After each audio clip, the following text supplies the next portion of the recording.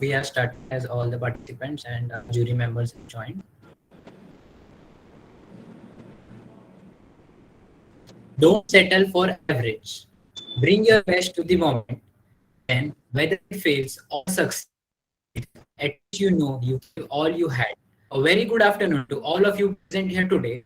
I, Unik Shah, student DPPG, welcome you all to the 7th International Youth Symposium program organized to bring together professionals related to the field of finance across the globe for a deliberation on various issues that impact at a global finance on the theme of achieving sustainable development goals through policy and business interventions organized by Department of Public Policy and Governance, BK School of Professional and Management Studies, Gujarat University.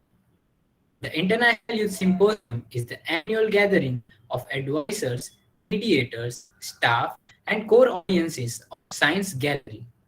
The symposium provides opportunity to the youth, academicians, and industry experts from across the globe to collaborate in reinventing business practices to trade through, grow, and succeed in these pandemic times. The past symposiums had witnessed outstanding success in bringing together diverse intellectuals and harnessing their symbiotic deliberations, paving way for one and all to adopt to sustainable development practices. We intend to repeat history with an even stronger impact through Symposium 2022 for the greater good in the present turbulent times. Now, let me introduce you to our college. Gujarat University was conceived in the 1920s in the minds of public spirited and learned men like Gandhiji, Sardar Patel, Acharya Anand Shankar B. Dhruva, Dada Saheb Malvankar, Kasturbai Lalbai, and many others. The university could come into existence only after the achievement of independence in 1949 and was incorporated under the Gujarat University Act. BK School of Professional and Management Studies is the Department of Management of prestigious Gujarat University established in 1976 is one of the oldest and eminent B schools of Gujarat state. BK School of Professional and Management Studies, our institution, is ranked 21st as per Outlook iCare India MBA ranking 2020 top public MBA institutions. The school has been whetting human as well as intellectual skills of a new breed of dynamic manager ever since. BK School has acquired a unique position in the list of top B schools with its attributes like excellent curriculum, experienced faculties, industrial exposure, strong alumni network, academia industry interface. The school has divided its activities under different departments, which includes Departments of Maritime Management, Department of Professional Studies, Department of Business Programs, PG Diploma Programs, Certificate Level Programs, MBA Evening Executive Level Programs. Now, let me introduce you to our department. Department of Public Policy and Governance, established in the year 2020 under the umbrella BK School of Professional and Management Studies, Gujarat University, with an intention to become premier management institution of eminence fostering value-based quality management education, quality research, executive education, strong corporate as well as international linkages and nurturing socially responsible leaders for a changing global world. Our department is the brainchild of visionary head of DPPG with a goal to develop a learner-centric environment for nurturing finest management thinkers and contributors of community development in the pursuit of developing policymakers, practitioners, leaders, and educators by integrating concepts with application and values. The Department of Public Policy and Governance offer courses like PhD, 4 MBA programs, 6 integrated MBA level courses, 10 short-term certificate level courses, and 12 one-year PG diploma level courses in the field of public policy management, defense management, event management, business economics and public finance, finance and financial analytics, HR and public administration, business economics, and general management, and other related areas of business management. Since its establishment in 2020, DPPG organized more than 70 events for different stakeholders of the society, which includes STPS, EDPS, research improvement, skill development, campus to corporate, national and international conclaves, conferences, and other programs. The department provides an innovative learning environment that inspires students to think creatively, anticipate and adopt change, develop strategies and competencies for survival, growth in a competitive and technology driven global economy, and to create an institution which will serve the humanity, the society, the state, and the nation for economic growth and prosperity. I am pleased to welcome our jury members for the poster presentation track 5, Dr. Ankita Kathira ma'am and Dr. Kesojit sir. First, I would like to introduce our first jury member, Dr. Ankita Kathira ma'am. Dr. Ankita Kathira ma'am is working as a faculty at BK School of Professional and Management Studies. She has done MBA with Finance Specialization and MCOM with Advanced Accounting Specialization. She has cleared NET JRF in management as well as commerce subject.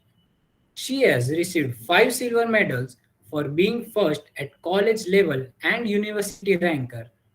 She has started her career as assistant professor at SLPT MBA, Mahila College, Amreli, and then she has worked with SR Luthra Institute of Management, Surat.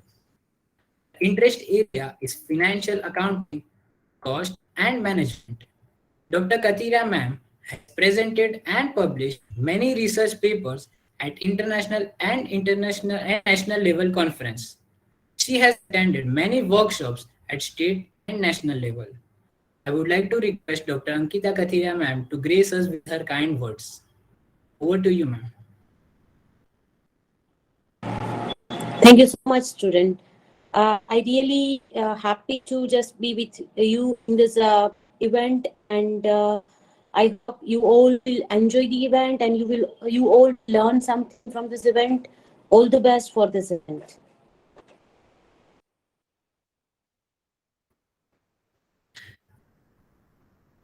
Thank you so much, ma'am. Now, I would like to introduce our second jury member for the poster presentation, Dr. Kesojit sir. Dr. Kishorjit sir has completed his graduation in physics and post-graduation master of physics from Jamia Millia Islamia, New Delhi, India. He completed his master of business administration from Manipur University. Just after completing his MBA program, he got placement in Procter and Gamble Distribution Company Limited in Delhi office as sales officer. He worked there for more than 3 years from September 1997 till December 2000. He launched his entrepreneurial venture in the year 2001 in mobile sales and services and continued till 2002. With the aspiration of teaching, he joined Manipur Institute of Management Studies in 2002 as faculty and working till date. teaching MBA and PhD courses. He is currently looking after the admission of MBA and PGDBF students in Manipur University of Management Studies, Manipur University. He has published in many international journals and presented papers in international seminars and conferences. He has completed PhD in management titled Leadership Attributions of the Top Executives of Organizations in Manipur.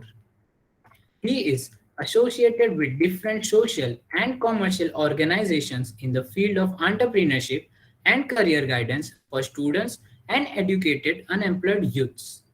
He is the advisor of Dynamic Manipur for developing local entrepreneurs in Manipur since last decade. He worked as resource speaker, coach, mentor, and judge under the theme of Building Startup Ecosystem in Manipur, conducted by Dynamic Manipur, India.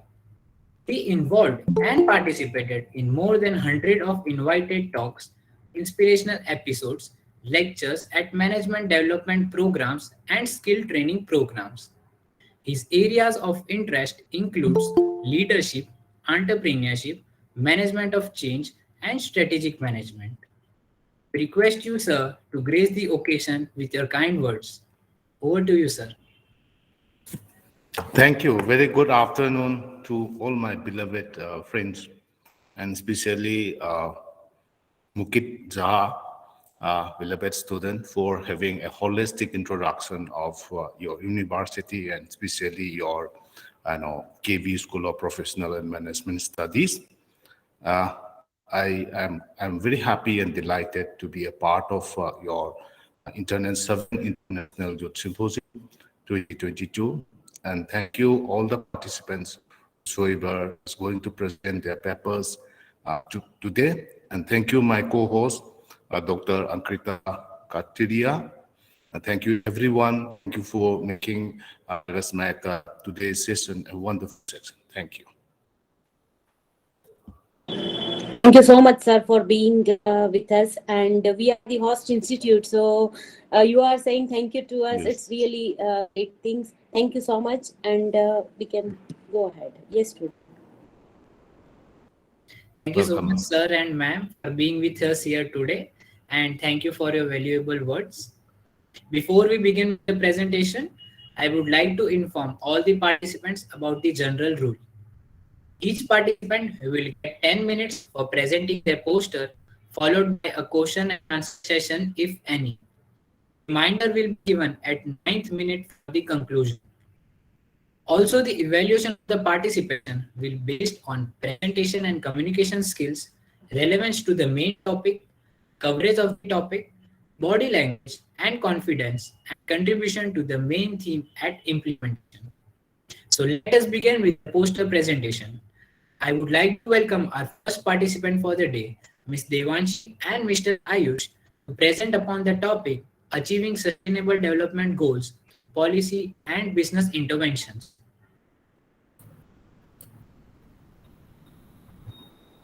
Thank you, Pulit. Thank you. I would like to share the screen. Let's start. Good afternoon, all. Hi, myself Ayush Desai from Integrated MBA first year from DPPG Department of Public Policy and Governance BK School.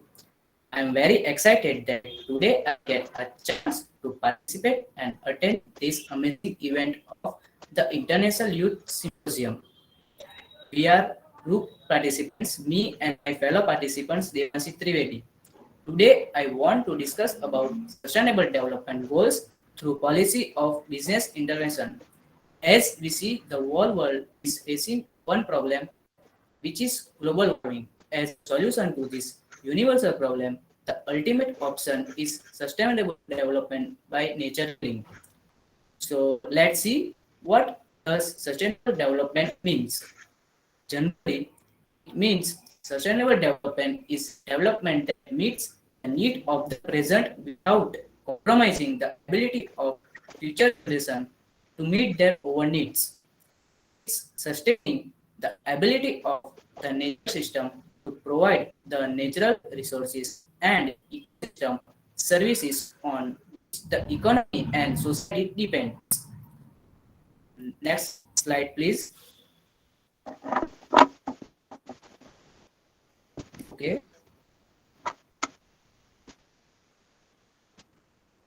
Sustainable development includes no poverty. First of all, it means it aims to ensure social protection for the poor and vulnerable, increase access to basic service, and support people harmed by climate-related extreme events and other economic, social, and environmental shocks and disasters. Then after, zero hunger, good health and well-being, quality education, gender equality. Gender equality is required for a peaceful and sustainable world. Gender equality and women empowerment helps provide women and girls with access to education, skills, and training facilities, public health, and employment. Next, air, water, and sanitation, affordable and clean energy, decent work and economic growth, industry, innovation, and infrastructure. Then after, reduce inequalities, sustainable activities, communities, responsible consumption and production, and now most importantly of the sustainable goals is climate action. The target cover a wide range of issues surrounding the climate action, including to strengthen resilience and adaptive capacity to climate-related disaster, integrate climate changes measures into policies and planning, build knowledge and capacity to meet climate change. Thereafter, life below water, life on land, peace and justice, and strong institution, partnership, partnership for goals. So these are the 17 main objectives which can help in achieving sustainable development. Next slide, please. Okay. And now talking about the businesses. So as we see, many leading Indian businesses like Tata, Mahindra, and Birla, to name a few, have made great progress and sustainability and spearheaded by visionary CEOs and supported by capable senior teams. They have implemented major internal campaigns to reduce and recycle and to influence employee behavior. So this is thank you. And now over to Devansi. Thank you. Thank you so much, Ayush. Thank you. Now, I would like to start with the sentence that the big companies always steal the limelight. So today, I would like to throw some light on the startup and projects of India which help the country go green. Starting with Digital Green, that is multimedia solution for rural education, West Ventures, that is waste management, and Asia, that is collecting waste in exchange of cash. It is pretty interesting and profitable. Like, who would not like to gain cash in exchange of trash?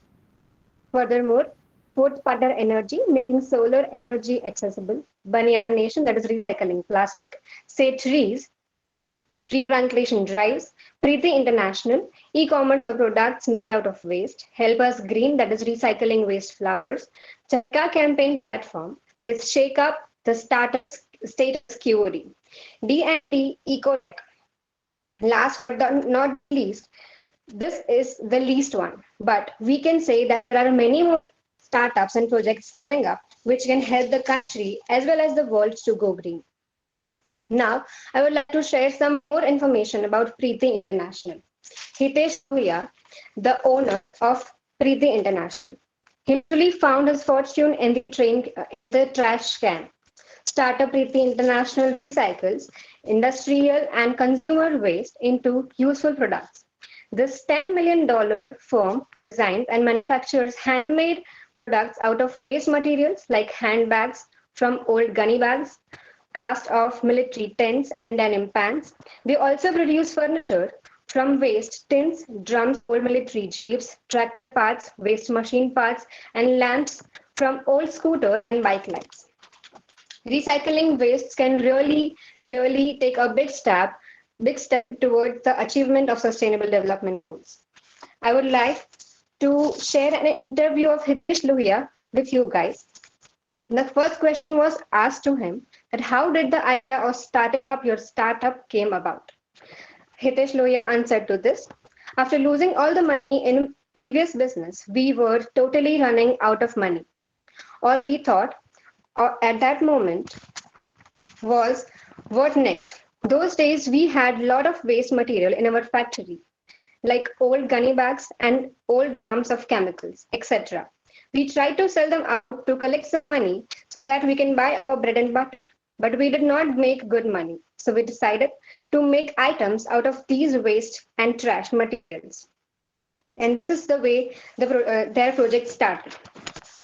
Then he was asked about his life mantra. His life mantra was Aham Brahmasmi, which means I am divine. He further says that my belief is we don't need any mentor as everybody is unique in this world with their own qualities and abilities. We have to struggle to find our abilities.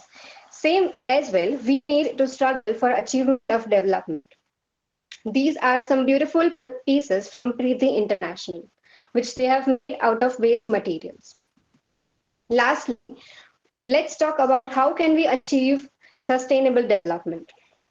The answer to that question is universalized access to basic services such as water, sanitation, and sustainable energy, support to generation of development opportunities through inclusive education and decent work, foster innovation for resilient infrastructure, creating communities able to produce and consume sustainably. Now here, I would like to ask again that what is sustainable development in layman terms? What does it basically mean? Is anyone interested in giving any answer? I would like to interact with the audience as well. No one. Okay. So I would like to say that sustainable development means development which is long lasting and which gives very collateral damage to the environment, human being, as well as economy. So let us all struggle and hustle to the achievement of sustainable development goals. Thank you so much.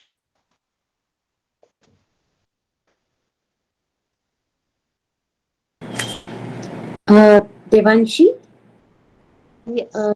you can have more pictures and you can create a collaborative, what we can say, your you just 17 you actually you're not described but your partner has described. I used described about that 17 goals of sustainable development, no Yes. poverty. So instead of putting up only uh, five logo or five things in a your web, what we can say slide, you should put all this together and try to make such a portrait which reflect all sustainable development goals. So it will be really better, and you people are a techno savvy people and you may do better than us. I think like that, because you people are good in all technologies and all just mixing up the things, and you can do that. And one more thing, you talked about one present, you have taken one interview of an entrepreneur, that is Pretty Enterprises. So for Yes. that, you can just have a small clip. You can add a small clip. If you're taking a telephonic interview, you can do in that way. If you're taken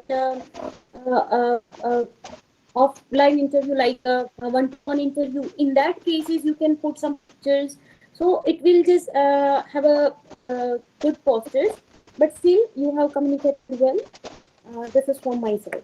Great. Thank you so much, ma'am. And about the interview, I would say that I did not take the interview myself. I took it from a website of Preeti International, and I did not make a slide of that, so I forgot to mention the link. But I have not taken the interview. It was from internet. I take to. Well done, Anush Desai and Devasi Tripedi.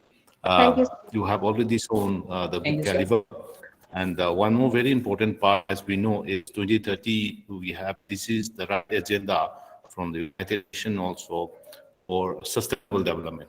And we in the developing countries need to play a very important and a vital role as far as sustainability is concerned. The sustainable development goals we have to highlight and focus. As my co-jury has already given his comment, like what I would like to do is we have to go a very long way, and the improvement, continuous improvement is the only solution how we can make find a pathway.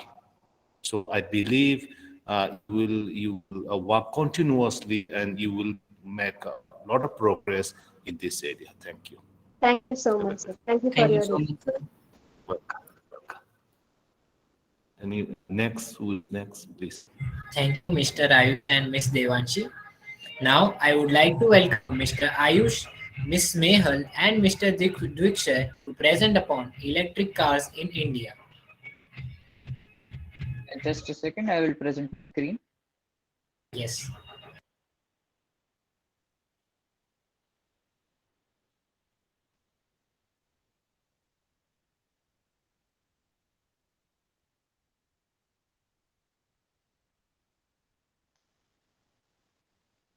Am I audible? The screen is visible.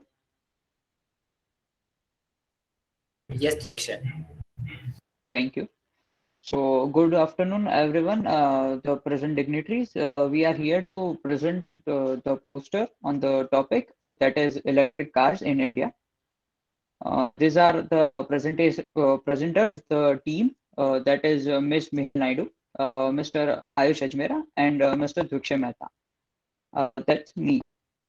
This is our poster. As you can see, it is the poster on electric cars in India. It is divided into three subtopics. That is technical differences, economic changes, and marketing strategies.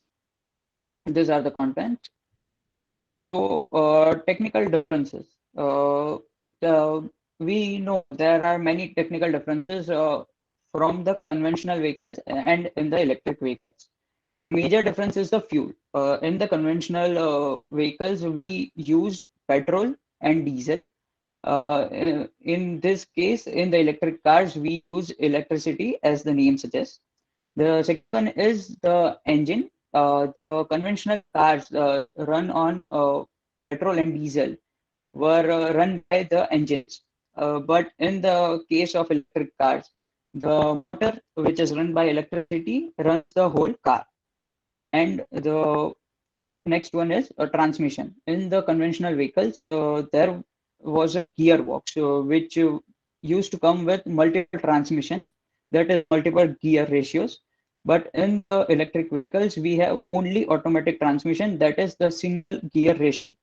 We don't need a multiple gear ratio in the electric cars. Now we have the merits of electric cars over the conventional vehicles, in which we can see first is the we use electricity in the electric cars, as the name just as I already told, over the petrol and diesel, which is better in many ways. Then we can see the electric cars can be charged easily at home as well as the charging stations, just like the petrol diesel pumps. But, in the conventional vehicles, we can't fill the fuel at our home. Then it is very cost efficient, as we all know. The per kilometer running cost of the electric cars are very low than the conventional cars. It is also seen that electric cars there are in the electric cars there is zero emission, which makes them 100% eco-friendly. The electric cars have higher safety in terms of car stability, as the electric cars have batteries which are very heavy at their bottom, which gives the vehicle a very good stability. Then the maintenance of the electric vehicles are very less as compared to the conventional vehicles. In the conventional vehicles, we had to get service them every 6 to 8 months, which is not in the case of electric vehicles. Then increasing electric vehicles will also reduce the noise pollution. In the conventional vehicles, due to the engine, there was a create noise pollution as we can experience in our day-to-day life. Then we have the demerits of the electric cars over the conventional vehicles. The infrastructure we require for electric cars, that is the charging station, is not available right now in our country. The basic components of electric cars, motor, transmission, battery, etc., are very much high in their cost. In compared to any vehicle, that is very costly. But as we discussed, there is no need to change them on yearly basis or anything. The range of electric cars is low as per now. That is around 300 kilometers suggested by the company. In real life, it may get less. Then the batteries, as we know, it is an electric car. The battery is the only source of energy for that particular vehicle. So if the battery is the power is cut off, then the vehicle will break down, and there would be an immediate need of charging the vehicle. And the charging this electric vehicles can be a problem in the cities or in the villages where there is shortage of power. And lastly, the electric city use in this charging these electric vehicles is not 100% eco-friendly, as it can be changed, it can be generated from non-renewable sources of energy. In India itself, we generate our maximum amount of electricity from coal, which is not a renewable source of energy, which makes it less eco-friendly. Thank you. This was my topic. Now I'll ask Mr. Ajmera to get the presentation ahead. Thank you, Dikshay. Good afternoon, everyone. I am Ayush, and I would like to discuss the economic changes expected due to the emergence of electric cars market in India. So the question is, how fast will electric cars go mainstream in India? The answer is very fast. Like the internet in the 90s, the electric car market is already growing exponentially. Global sales Global sales of electric cars raced forward in 2020, raised by 43% of a total of 3.2 million, despite overall car sales slumping by a fifth during the coronavirus pandemic. The big car makers on electric vehicles have their statements. General Motors says it will make only electric vehicles by 2035. Ford says all vehicles sold in Europe will be electric by 2030. And Volkswagen says 70% of its sales will be electric by 2030. Also, the world's luxury automakers are also getting into this action. Jaguar plans to sell only electric cars from 2025, Volvo from 2030. The British sports car company Lotus said that it would follow suit, selling only electric models in the 2028. Next slide, please. So the effects of electric car market on Indian economy are mentioned here, and some facts and figures are mentioned in this. As electric vehicle manufacturing is becoming popular every day, its market share is also expected to rise greatly. India's GDP is expected to grow by an amazing 25% by 2022. The best part is that apart from reducing environmental pollution, electric vehicles can lower all oil import by about 60 billion by 2030. Currently, 82% of the oil demand in India is fulfilled by the imports. So it's evident how much beneficial the Indian economy will be if its import cost is reduced.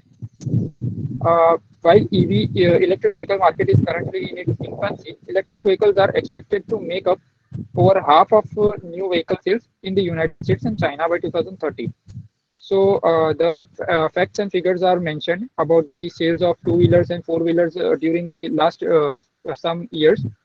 Also, a report by consulting firm RBSA Advisors says electric vehicle sales accounted barely 1.3% of total vehicle sales in India during 2021, which is expected to grow at a CAGR of 90% in this decade to touch 150 billion by 2030. Next, please.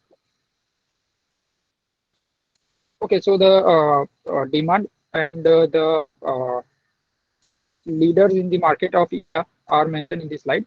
The spike in demand for electric vehicles led primarily due to a conducive regulatory framework has in turn attracted overseas investments into this asset. Earlier this year, Ola Electric raised 200 million and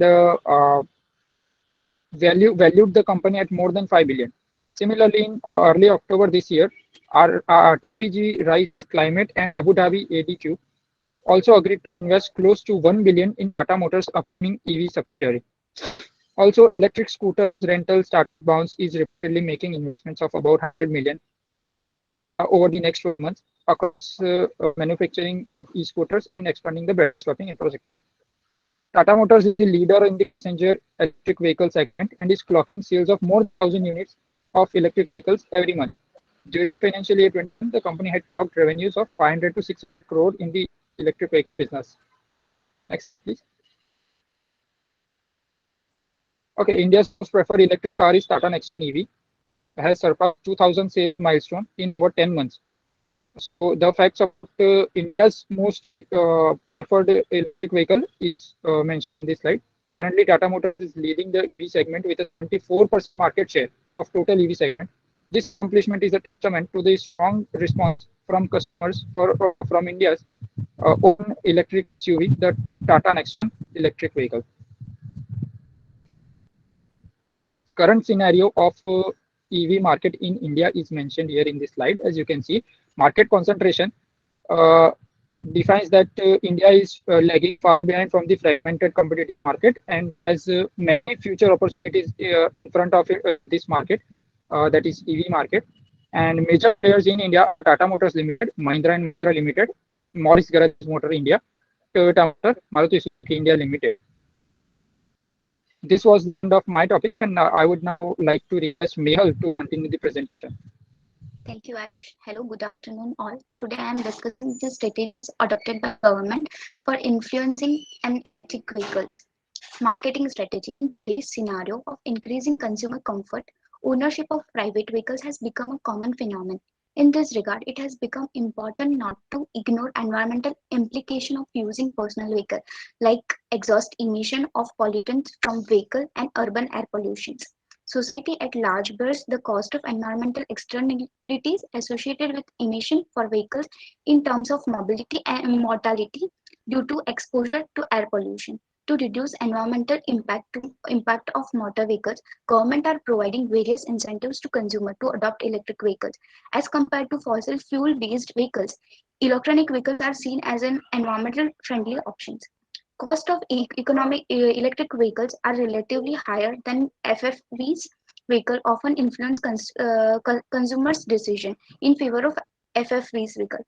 Though cost of running is relatively cheaper over the lifetime of an electronic vehicles compared to fossil fuel vehicles of similar features. Consumer often favor fossil fuel vehicles over electric vehicles due to initial price difference between electric vehicles and fossil fuel vehicles. So to make electric vehicles attractive to consumer, both the union and state government are giving various incentives. Next slide, please. Spread EV charging facility rollouts. Despite government directivities, guideline and deadline, setting up sufficient EV charging facility across India is a time-intensive exercise. To this, and the government should take a first mover role for development and management pilot units across India. This must progress in parallel. Even proposal invited for the development of charging station. Take it its due course. Such move for the government will convince even the most hesitant of vehicle buyer to take the electric vehicles route. In December 2018, the Ministry of Power issued guidelines and standard for Indian electric vehicles charging stations. Stringent measures must be enforced to ensure compliance and actions taken against the errant.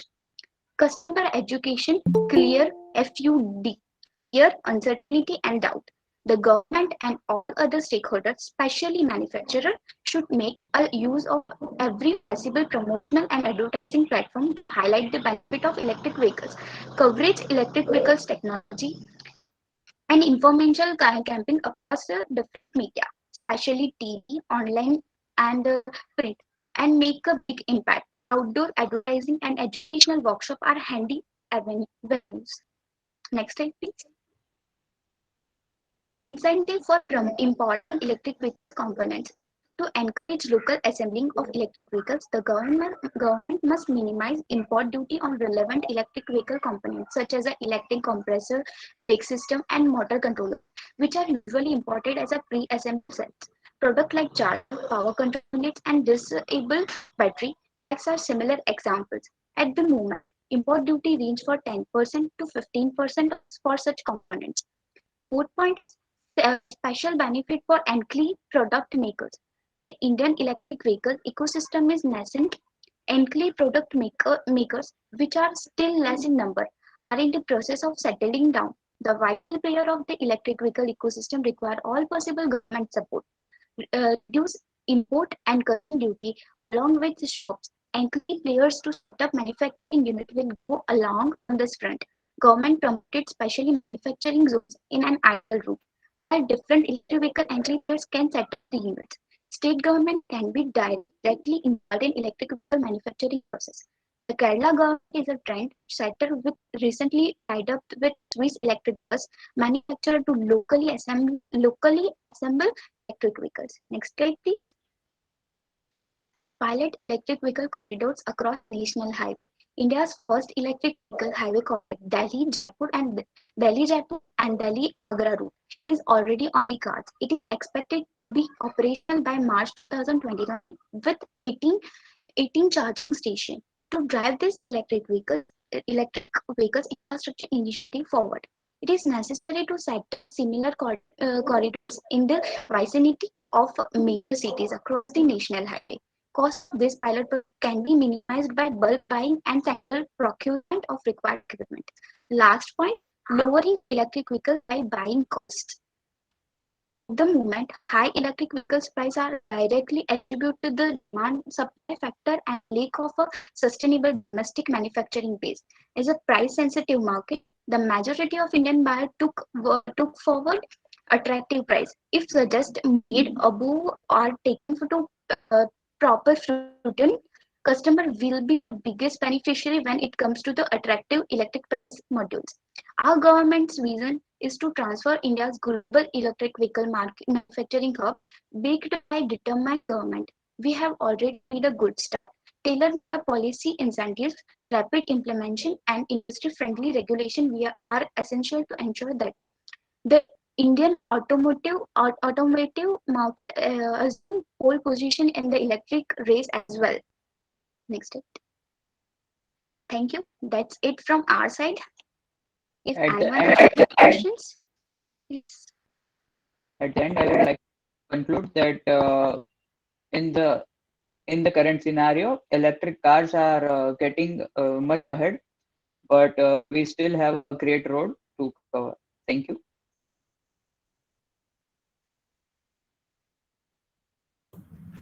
Thank you very much, Divsi Mehta, Asus, Azmira, Mehal, Naidu. You have done a very good presentation on the electric car. But my suggestion is how you can connect this electric car with the theme of the theme of our symposium. You have to work on that, right? Number one is you have mentioned, but you clarified on the environmental issues that would be changed because of the upcoming of electric cars in our country. Then the climate change will be related automatically, and we can talk about the health, human health. Health will also be improved. Then economy obviously will be again a booster, and then we can talk about the transportation cost. The transportation cost could reduce drastically with the introduction of electric cars in India, and then this will ultimately goes to the destructive creation. When I'm talking about destructive creation, means all the fuel cars and motors will exit, and a new millennium where we find all and everything EVs, electric vehicle generation will be started. So make your team workable on those line. And I wish you have a very great, uh, presentation. Thank you. Thank you, sir. Definitely, I 100% agree with sir. Actually, same thing I want to tell you, and sir has already talked. But apart from that, in beginning of your slides, you just uh, presented as a poster like you are presenting like one of the report, one of the stock market report, or we are looking at reports like that. So it's really good. I really like that. Thank you, ma'am. Thank you, sir.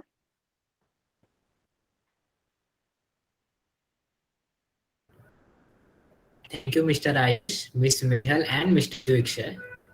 Now, I welcome Ms. Forum and Mr. Sanket to present upon the topic COVID-19 and impact on the financial sector and sectors.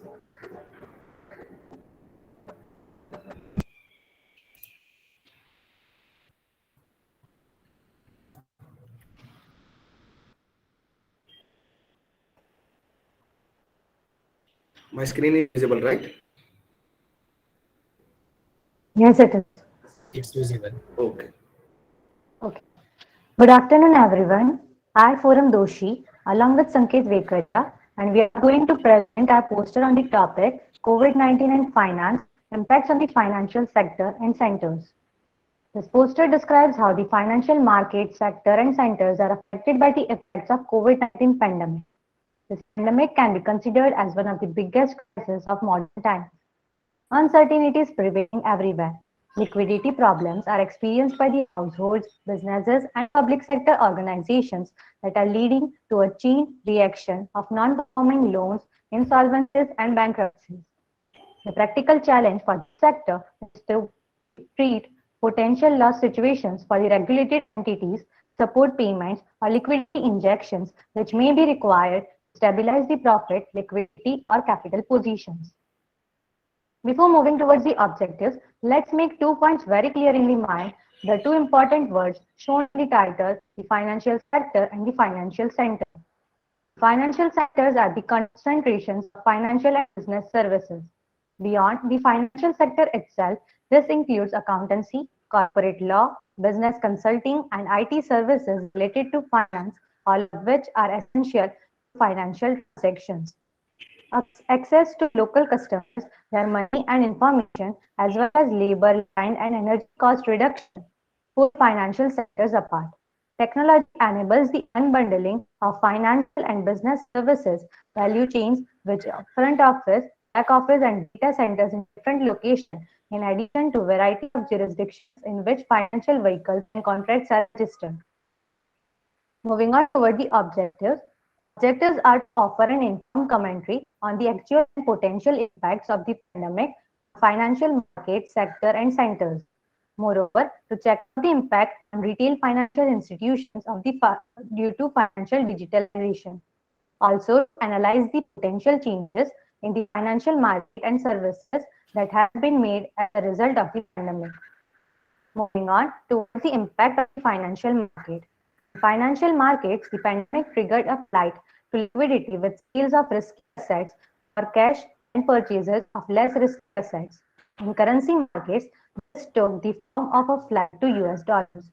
The chart shows six selected currencies that lost their value in relation to the US dollars. Among emerging market currencies, Korean won, Polish zloty, and Indian rupee followed closely the depreciation of strong currencies such as the Great British pound. Brazilian real, Mexican euro peso, and South African rand lost a third of the value.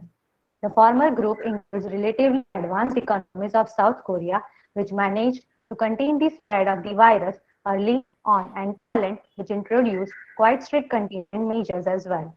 The two countries, as well as India, do not rely on commodity exports, in stark contrast to Brazil and South Africa. The further presentation will be continued by Sanket. Thank you, Forum. Let's move toward the impact on the financial sectors and centers. As we discussed earlier, the financial market haven't had a major impact on the timing and scale of the economic policy inventory. And monetary policy measure in turn have a focus on the qualitative easing with a major injection of liquidity, into the financial sector and on some occasion into the non-financial corporate sector. The emphasis on the helping the financial sector and the prices of financial asset is reminiscent of the central bank policies. And the financial made of banking, insurance, diversified financial firms have been badly affected sector with 27 percentage of all, which we can see in this table, 21 percentage of financial sectors. The world is facing a huge challenges of non-performing debt, and fintech startups and deals can bend down to be much higher than ever before. The financial sector center of the developed economic employment in the financial sector has decreased, but the financial sector is has been more than compensated by the growth in other profession and business services.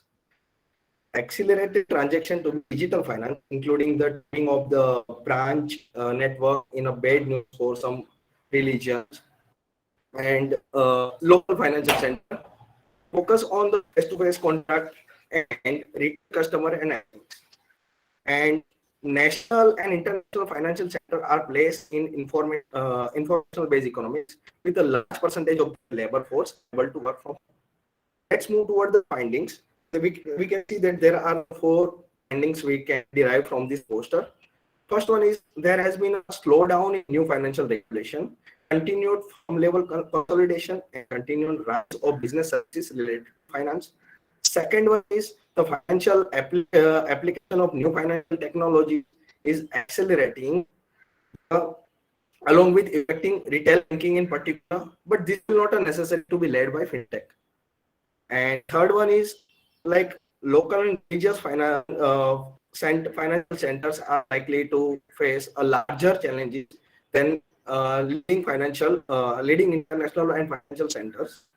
And last one is the panic and partial recovery in financial centers are highly highlighted in the significance of the international monetary hierarchy with the US dollar in the lead, and the radical shift of financial power to Asia seems unlikely.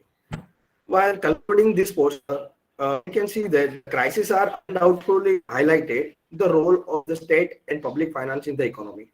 And along with this, however, the crisis should be used as opportunity to empower on investment in infrastructure and with other different categories that help to address the threat of future pandemic, but also ongoing climate and biodiversity crisis.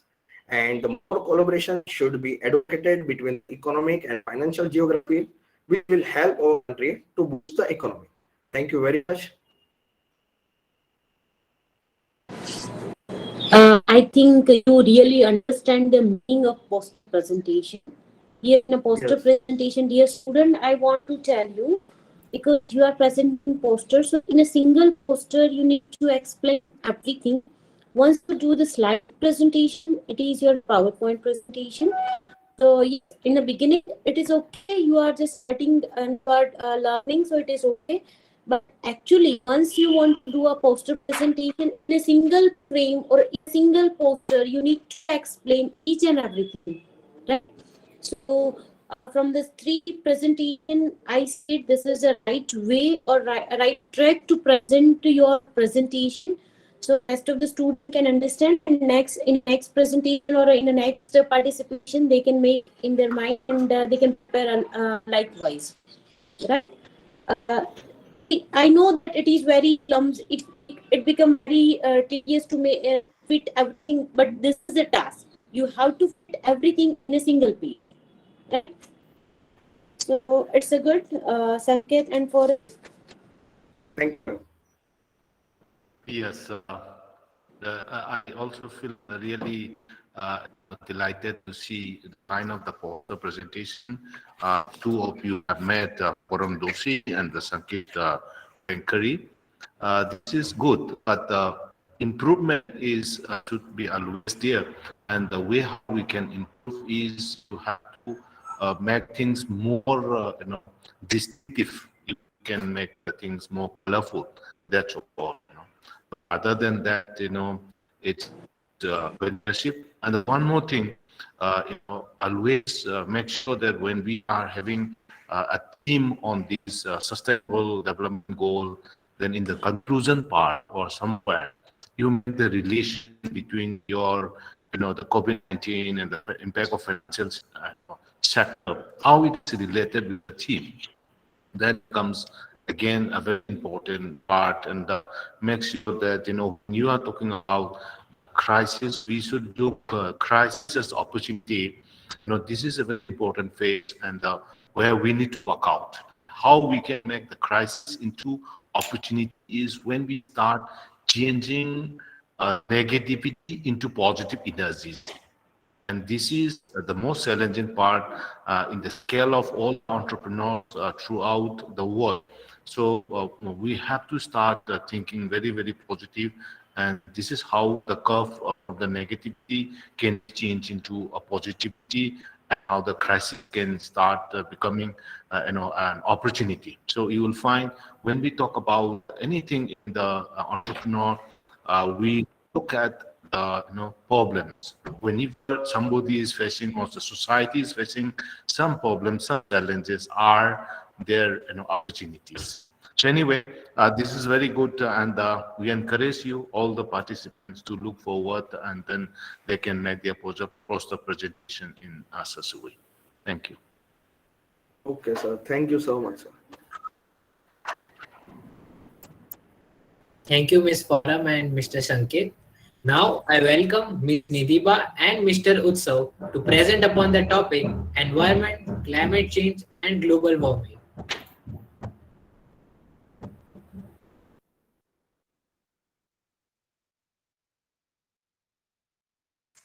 Utsav said the same.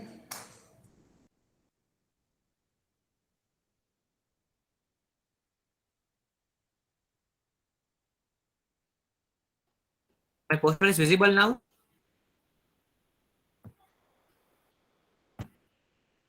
नहीं है. Not yet. Not yet. Now? Still not visible.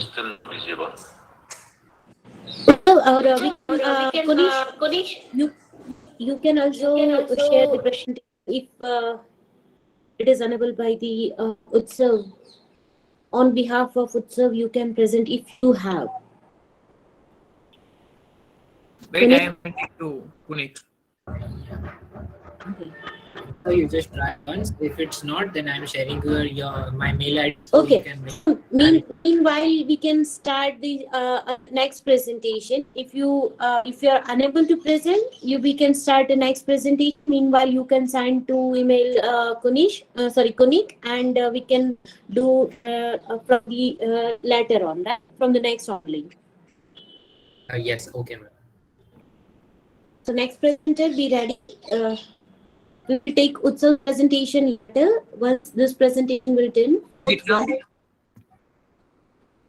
Okay, you try it. If it is okay, yes, it's visible. It's visible. Okay, done. Hello everyone, good afternoon, respected dignitaries, faculties and dear fellow friends. I am Nidhi Rodia and my supporter Utsav Singhala. Thanks to give this opportunity to present my point of view throughout this poster presentation. First of all, thanks to everyone for coming to celebrate 7th International Youth Symposium and give motivation to us.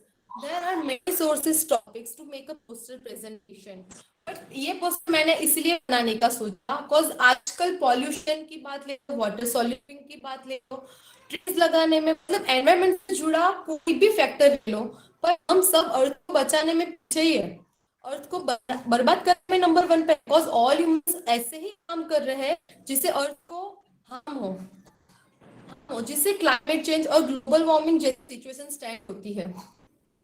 And also specific means pollution control might include refuse disposable systems such as sanitary landfill, sedimentation tanks in several systems, the electricity, precipitation of inputs from industrial gas, or the practice of recycling.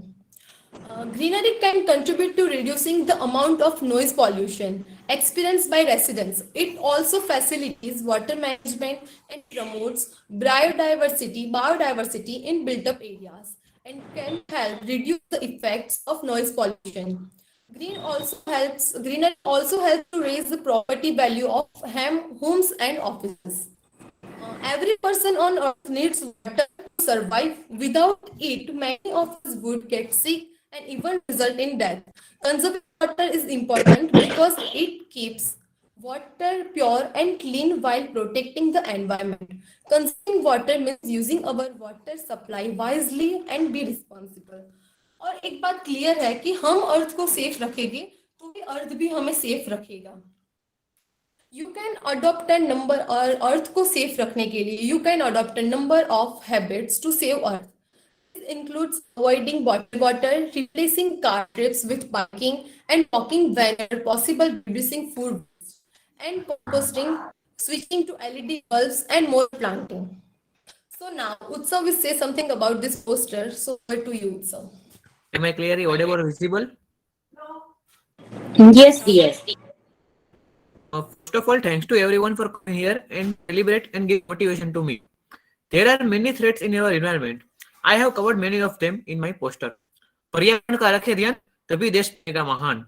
Our main problem of environment is climate change. According to Global Risk Report 2019, climate change is increasing the frequently and intensity of natural events like drought, wildfires, heat waves, rainstorm, tropical cyclone, hurricane. Explain the scientific Americans. The increase of carbon dioxide levels are blamed for an increased rise of global temperature by 1 degree Celsius. Our pre-industrial levels. The further information about the poster will be given. Pollution is the biggest threat for environment. Air, water, and land pollution has been named as one of the prominent risks in the Global Risk Report 2018. Pollution has been the unwelcome byproduct of industrial development in the past century. While there are 9 kinds of pollution, air, water pollution have the most. Healthy environment support healthy wildlife. 21st century threats to our environment including intense species, disease, pollution, and a warming climate are putting wildlife pollution at risk. The National Wildlife Federation unites American addressing these environment threats and protecting our wildlife and their habits. By doing so, we are not just helping our wildlife to flourish it, but we are helping lives too. So we are only one solution of this, and we have to bring revolution to save our environment. Thank you.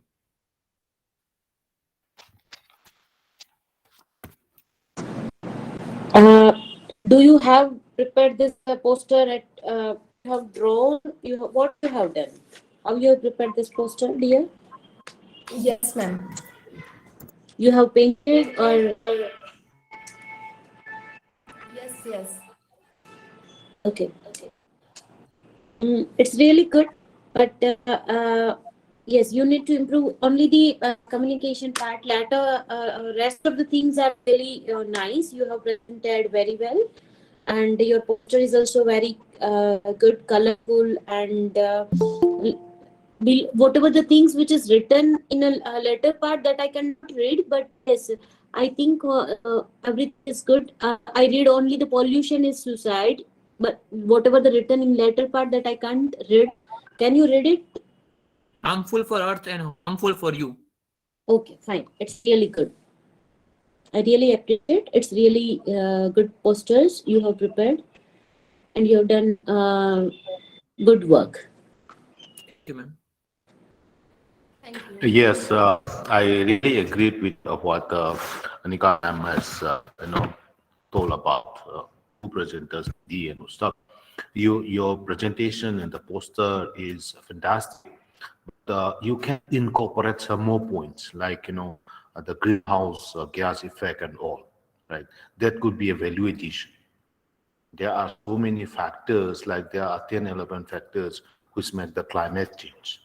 So when we talk about saving the environment and it is related, and the climate change is one factor of today's theme, right? How we can shape the world and how we can unite it and make a global village. more wonderful, not only sustainable, not only for our time, but the sustainability should be for our future generations too. And the change and the saving the environment is one very important theme. So work on that, greenhouse effect, how we can control our human, pollutions. Thank you very much. You have done a great job. Thank you, sir. Thank you, sir.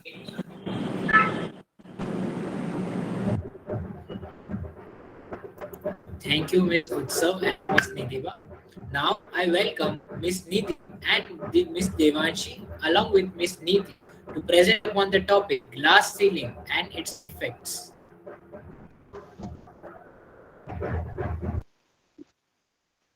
Thank you, Kunik. I'm presenting the screen.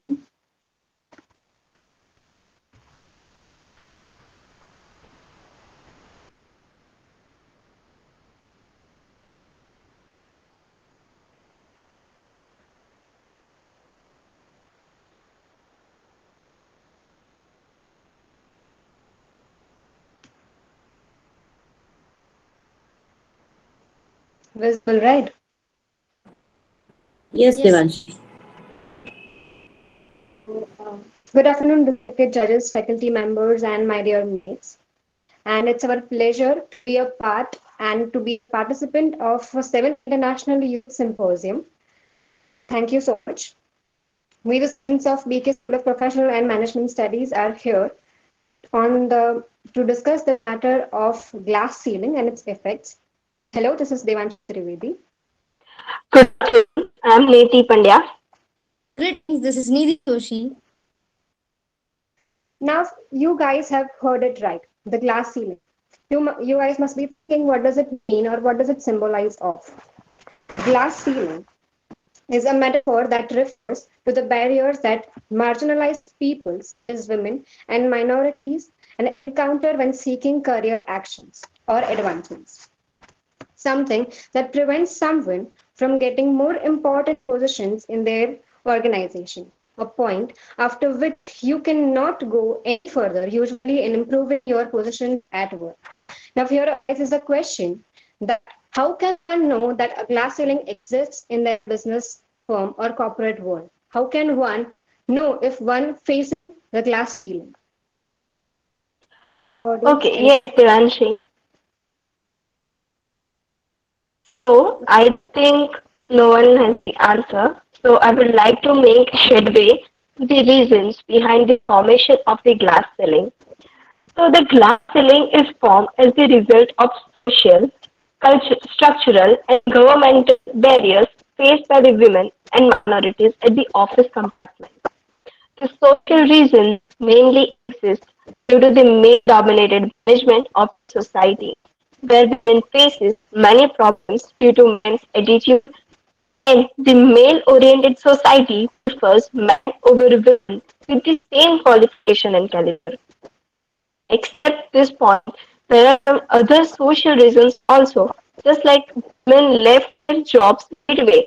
There's some personal reasons like getting married or raising a child or taking care of the family, n number of reasons. The structural barriers occur in the form of discrimination which occurs between men and women, negative attitudes of male, and stereotypes of women as leaders, which leads to fewer opportunities and slow career progress. Internal barriers consist of gender roles, gender biases, where males are expected to be at the leading position, then less salary as compared to the male, and women are treated as an incompetent, not receiving promotions which they actually deserve. Sometimes they are offered night shifts on purpose, which forces them to limit their working capability. In other reference, some government policies, and sometimes they also witness sexual harassment also. So this was all about the reasons of the glass ceiling. So this was all about the formation of the glass ceiling. Now I think what to do next. Like I would like to ask Neil Joshi about this? Or Devanshi, you know. Actually, I would like to ask the question that if one is facing the glass ceiling, what are the symptoms, or what can we say that what do they face when they are facing the glass ceiling? Like, what are the characteristics of glass ceiling? Yes, I completely understand that you are asking like how to identify that the glass ceiling actually exists. Exactly. So, with the help of some characteristics, one can identify the presence of glass ceiling. I would like to say some facts that a chief financial officer at Institute of Chartered Accountant at Ireland, David Cotter, has defined four distinctive characteristics that must be met to conclude that a glass ceiling exists. So, firstly, a gender difference which is not explained by other job relevant characteristics of an employee. Secondly, the difference in gender which is greater at the higher level than compared to the lower level. Every working sector has different levels, right? So every level difference as the difference seen here are in hierarchy, like top to bottom. The difference is seen at the top level. Next is inequality, which is seen in the chances of moving ahead to a new role at the higher level of the company. And last but not the least, the gender discrimination that increases over the course of career. Besides this, there are many signs of existence of the glass ceiling. Glass ceilings are strongly correlated with the gender and minorities. Corporate policies can also be observed for the same. The balance of work changes and the difference is seen in the lifestyle. So now, as we have acknowledged the meaning of glass ceiling, the reasons which leads to the formation of glass ceiling, as well as the characteristics of glass ceiling, now we should think that we must think about the removal of glass ceiling forever. So I would like my co-partner Nidhi Joshi to continue. So now I would like to notify about how to remove glass ceiling forever. So firstly, managers should recruit people based on talent and potential, not by gender. And secondly, there should be elimination of evolution bias, which basically means that when female employees performance review is being prejudiced, even if she is doing great in her work.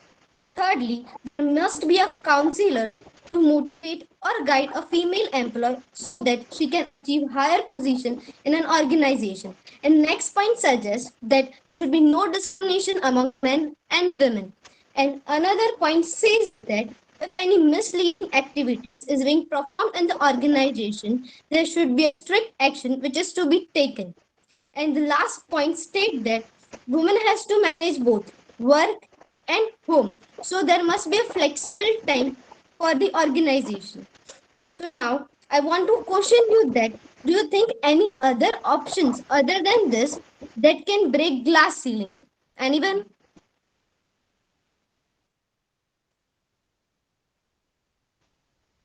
No guesses, right? So yes, Devanshu, what do you think on this? According to me, in order to smash the glass ceiling into fragments, nobody but the woman herself needs to take a stand for herself. She needs to stand out at her workplace so that she can grow her own identity, right? For example, she can get feedback, create an action plan, volunteer for a high level project, seek out mentors who can support her career goals. Now, I would like to say that we have always witnessed that precautions have always been better than cure. So, what should the precautions or preventions be taken to be aware of the glass ceiling? How can we do that? Yes, Anshi, you are absolutely correct, and I totally agree that prevention is always better than cure. So I think what if the phrase applies here also? What if the women is aware about the glass thing from the very first day? To spread the awareness, a woman should remain the first develop her awareness of the issues. Secondly, she must raise her concern to the authorities. She needs to remain patient and calm. She should take responsibilities of her own. By this, by this, a woman can definitely develop the confidence and courage to smash the glass ceiling and fly high to the sky. So let's be aware and make others aware too, standing out for their own selves. Okay, Please, Devanshi, conclude. thank you so much, Niti. For the conclusion, I would like to say that the main reason to take this topic or to choose this topic, the glass ceiling, was again related to the sustainable development, because we have seen the points in sustainable development goals, that is gender equality, women empowerment, which leads to sustainable development goals, right? So if we break the glass ceiling, we can take one step ahead for achieving sustainable development goals by giving equality to female and women, even to minorities. Yes, thank you so much. If anyone has any question, feel free to ask.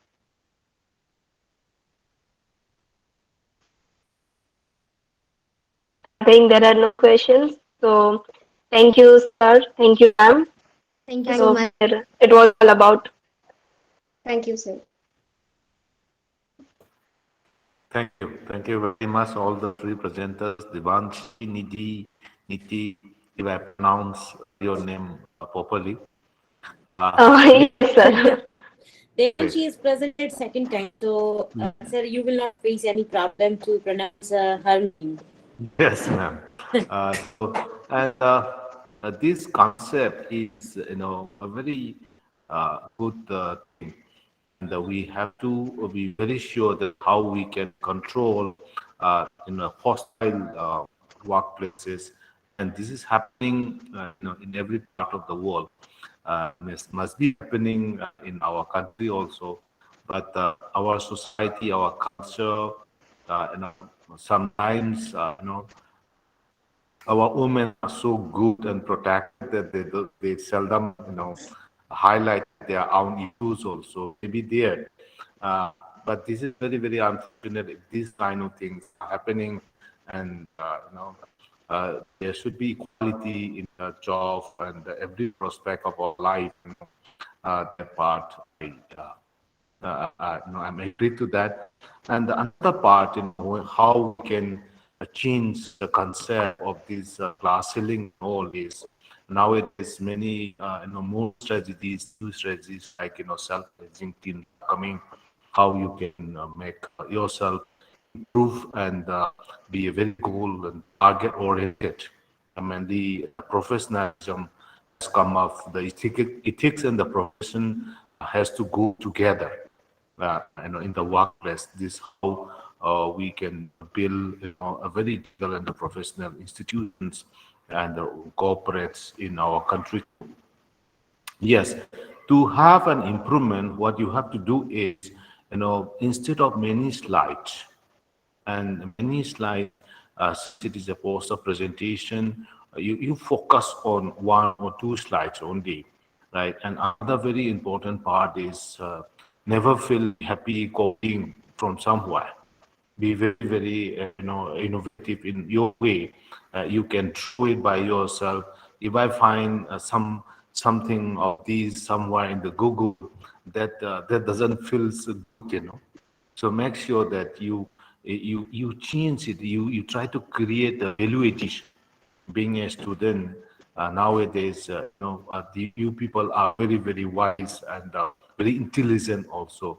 But not a doubt, but make sure that you have your own ways.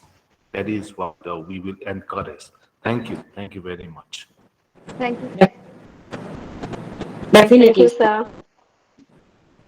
Yes, I agree with sir. Once in your every pictures it is mentioned that from where you have taken, it is acknowledged, but still you should use your creativity, because I already said you are the best in this technological world. So you can create your own.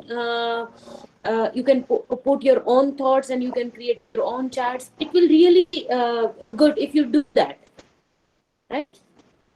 Sure. Thank you so much. Thank you, ma'am.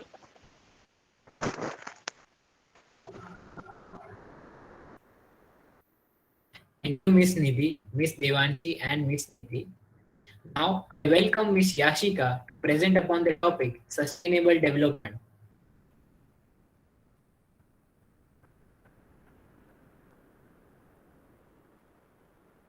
Am I visible? Yes. So let's get started.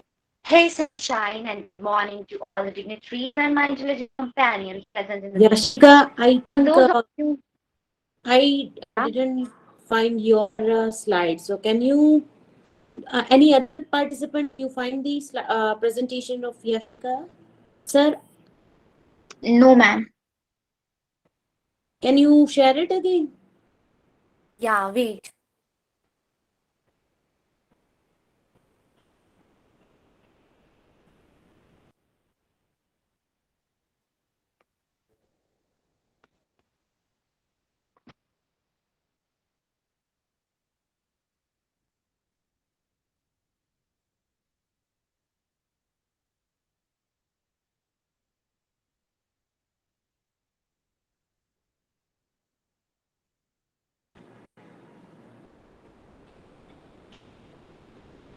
Yashika, are you there?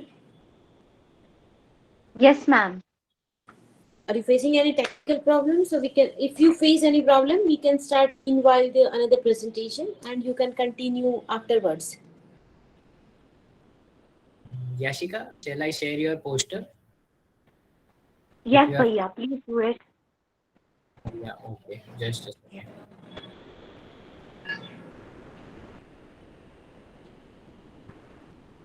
Kunik, do you have a presentation of all participants? Yes, ma'am. So it's better to share you, because that it will save time, right? Once you will present from your screen, it will save the time, right? Yeah, okay. Is it visible?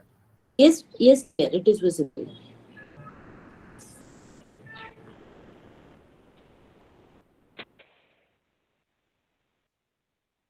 So now let's get started. Hey, sunshine, and good morning to all the dignitaries present in the meeting and all my intelligent companions. For those of you who don't already know me, I'm Yashika Vodia, and I'm currently pursuing integrated MBA from the prestigious institution of BT School of Professional and Management Studies, TPUG. I would like to thank Dr. Neelam Panchal ma'am and her team for organizing such a fruitful event and giving us all the golden opportunity to participate in this event. Glad to be here with you all today. Now let's get started. Here is a poster. So the reason why I made this poster, it's because I'm passionate about the sustainable development of human race society. My poster depicts we as a society can help each other to uplift the world. The action of one person ripples and the other person will follow. In a nutshell, it's a peace policy for the future. Our environment is all we have. If we don't take care of it, who will? Human interaction with environment is something that has brought so many adverse effects in some areas while the positive ones in the other areas. As we try to hit our development goals, it is also important to think of the impact of such development on what surrounds us.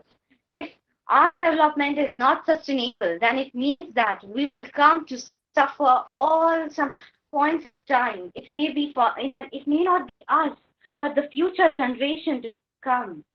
Sustainable development and the concept gained popularity in year 1957 by the World Commission on Environment and Development. It spoke about the urgency and the need of the people to meet the needs of the present without compromising the need of the future generation. It emphasized that we should not strip the earth on its natural resources. The idea behind the development is always about meeting the need of the present without compromising the need of the future generation and the generations to come. Selfish idea of thinking only about ourselves will lead to serve crisis in near future. We must think about our planet Earth and generations to come.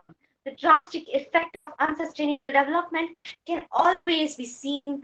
Some of the notable problems are climate change, which is due to the depletion of ozone layer due to the pollution of air and land. Our fossil fuel resources are not renewable and slowly depleting due to increasing the demand and the wastage. The longer we take to address the problem of unsustainable development and the effect it is causing and it is going to cause in the future, the more drastic consequences are going to be. The main objective of sustainable development is to bring the stability in social, economic, and environmental requirements, and it will further lead to future welfare and availability of resources for coming generations. Sustainable development is a wonderful way to conserve the natural resources we have by changing our approach towards the use and development of the technology. We should not stop using these resources. Rather than we should use them in a sustainable way so that it does not become extinct and lead to the extinction of species. Michael Demerits has rightly said it is not reasonable that art should win the peace of honor over our great and powerful Mother Nature. We have overloaded the beauty and richness of her work by our inventions that we have quite smothered her. Thank you so much. Ashika, you have prepared this posters, or you have taken help of someone? Yes, ma'am. I prepared it with digital art using watermark software. Okay, using watermark software. Now tell me what it indicates. Whatever electric bulb you mentioned, some stars you've drawn, some star. What it indicates? It indicates sustainable development, like using the ideas of a human resource in a sustainable way that it won't damage the earth, its natural resources, and it won't get extinct. Using it in a way which is conservative for environment and also development, and it will lead to growth of human resource. It's really, I really like your posters, and it's really colorful, and some you have just tried to show that it will affect to the next generation to this DNA figures, and it's really nice. I really like your presentation poster. Sorry, it's really good. Thank you so much, ma'am.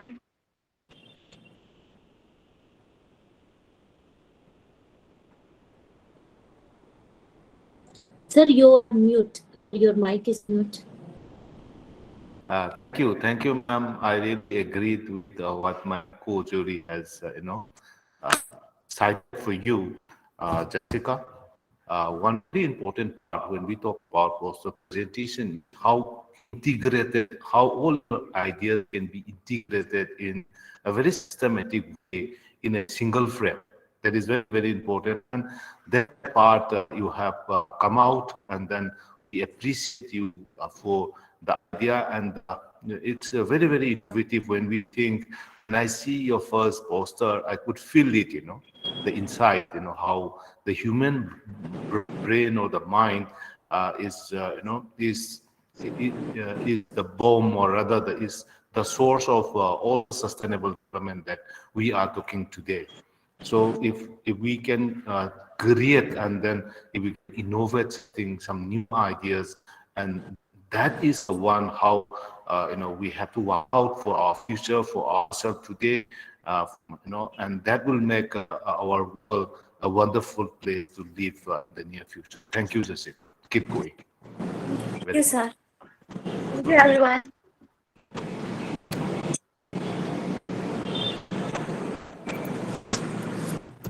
Thank you, Ms. Yashika. Now I welcome Ms. Nupu, Ms. Princy, and Ms. Mulone to present on the topic Importance of Technology. Am I audible? Yes, dear. Thank you so much. So first of all, I want to thank you all the coordinators for arranging such a great event, and I also thank you the judges to come over here and give their precious time. Before starting my poster presentation, I just want to make you imagine life without the evolution of technology. What kind of life do we have right now? Technology has a part of our life, and it is one of the key ingredients of the survival of mankind living in a fast pace. In fact, we are gathered over here in a virtual mode. Why? Because of the technology. Technology has a great importance in education, in medical, in business, in society, everywhere. Just starting before, I want to give a brief introduction about the technology. That Oxford University defines technology as the application of scientific knowledge for the practical purpose, especially in industries. Why technology is important to our country? In economics, it is widely accepted that technology is the key Princess, driver. sorry to interrupt you. Sorry, beta. Do you have presented your presentation or a poster or a Puneet? Yes, I tell someone to present it. Yes, yes, just a second. I'm sharing. Okay, Princess, you can continue it. Ma'am, I will start again, if you don't mind. Okay, I don't mind. Thank you so much, ma'am. So once it will present, I will start again.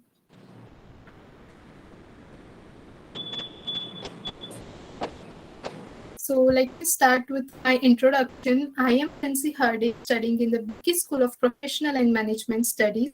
So let me continue with my topic, why technology is important to our country. In economics, it is widely accepted that technology is the key driver of economic growth of countries, regions, and cities. Technological progress allows for the more efficient production of more and better goods and services, which is what prosperity depends upon. Why technology is important? There are many points of technology. We can't just count it. Some of important points I'll just sort out it. Easy access to information. Information is a power, and those who find information use it will ever succeed. Encourages innovation and creativity. Technology sparks the brain to work its full potential. And one of the biggest innovation of technology was communication. Communication is like a water to our life. We can't do anything without communication. So the purpose of making this poster is to make people aware about the importance of technology. As we're seeing, many countries are developed. The one of the biggest reason is they have developed the technology more and more. So we have to focus about technology and develop our technology and make our country as equivalent to those of developed countries. So technology will, I must say that the technology will create a great impact on our country for our development. So I just want to hand over it to further part of my importance of technology to one of my colleague, that is Melanie. Over to you, Melanie.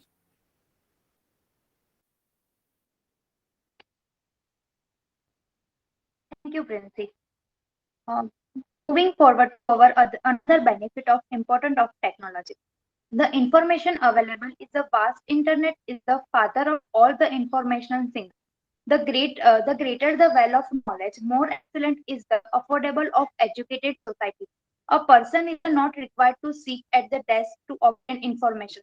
Click of a button on a mobile and the world of knowledge opens. Computer can make decisions like humans are the future complex tasks like pattern recognition, speech recognition, weather forecast, and medical diagnosis. Application requires artificial intelligence, navigation like Uber, voice assistants like Siri, and video streaming. The fastest growing industry globally is a virtual reality, security, artificial intelligence, and biotechnology. Uh, Machine performance better. Change in technology have made the machines more cost efficient and made their performance more cost effective. Uh, Time saver. Change in modern science has brought about the changes. Computer-driven cars, automated washing machines, or automated banking are a time saver and increase our efficiency to do other tasks. Simple daily tasks have become comfortable and time efficient. In a result, we can concentrate on another essential function on the day, self-sufficient. Technology used to advance itself and continue to gain progress in time field of technology. We do not need to depend on other people to do simple work. Growth of entertainment industry. These industries progress can be seen in the quality of a product now coming out. Music, movies, games, and so are available 24 hours and 7 days. Technology has brought many changes in our life, and world will keep progressing in hand in hand. Those business that can provide digital service will be a best to survive the fierce competition in the future. Thank you so much. Thank you, Naoni. I want to add some other things like why technology is important for the development of our country. So one analysis I found that technology affects the way of individual to communicate, to learn, and think. It helps society and determines how people interact with each other on daily basis. Technology plays an important role in society today. There has a positive impact on world and it impacts daily lives. As technology is very important for our development, so I must say that we have to focus on technology for the development of our country. I must say that it will create a great impact for the development of our country. So I want that people will also do importance and make aware about the importance of technology and make it develop, and it will affect our development of our country. Thank you so much for giving me chance. Okay, technology again. You should also more emphasize on sustainable. Yes, it is definitely without technology we cannot do anything. As it in this faster time, we should focus on technology.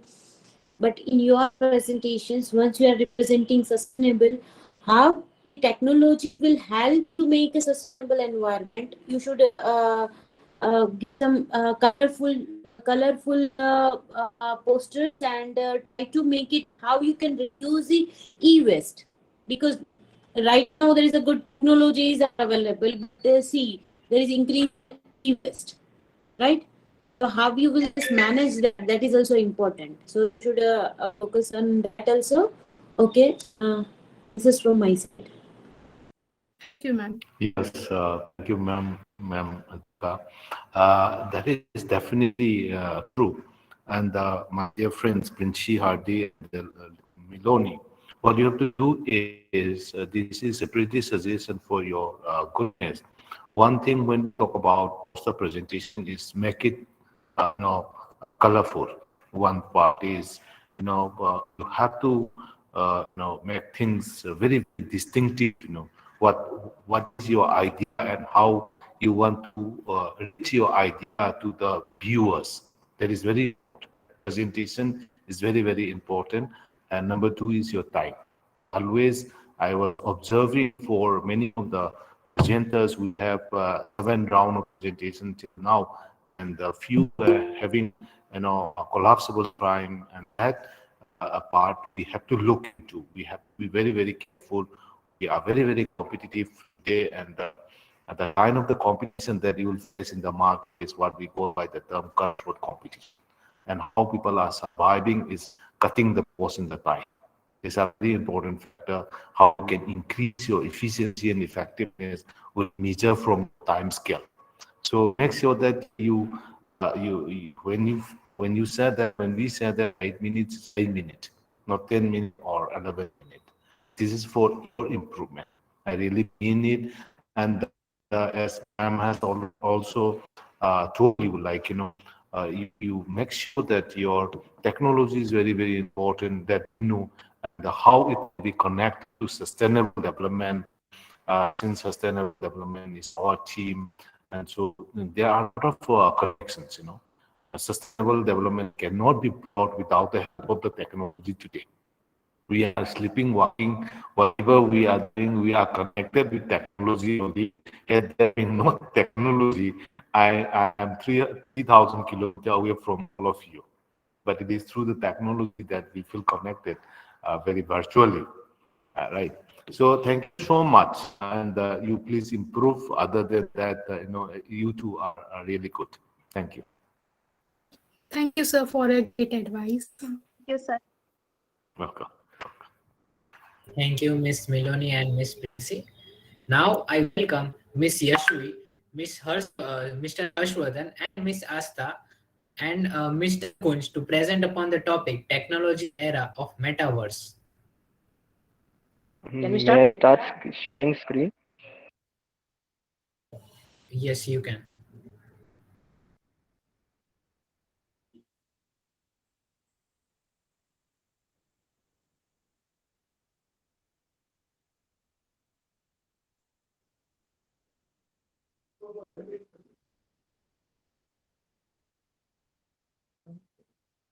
Hello everyone.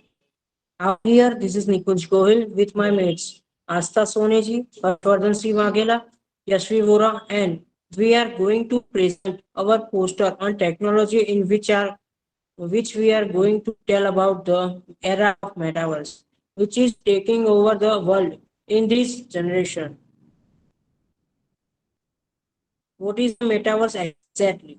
Everything you never wanted to know about the future of talking about the future.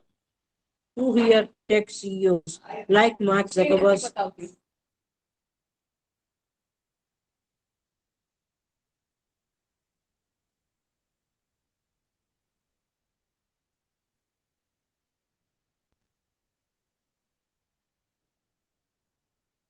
Is screen visible? No, screen is not visible. Okay, we will. It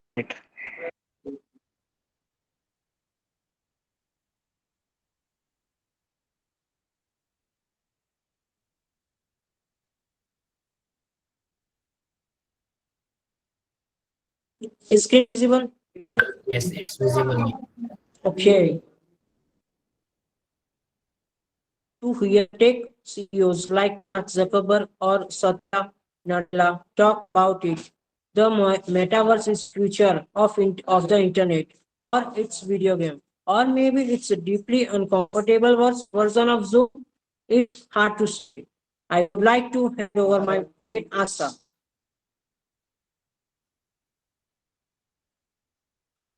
Hello everyone. I would like to continue what Nikon said.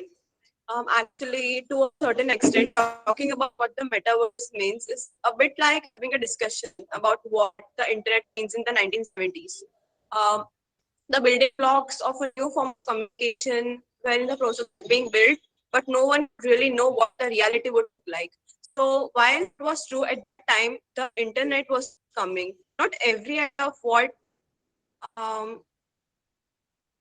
idea of what that would look like is true.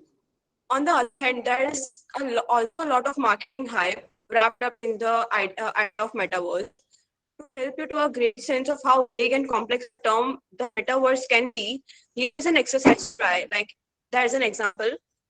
Mentally replace the phrase the metaverse in a sentence with cyberspace.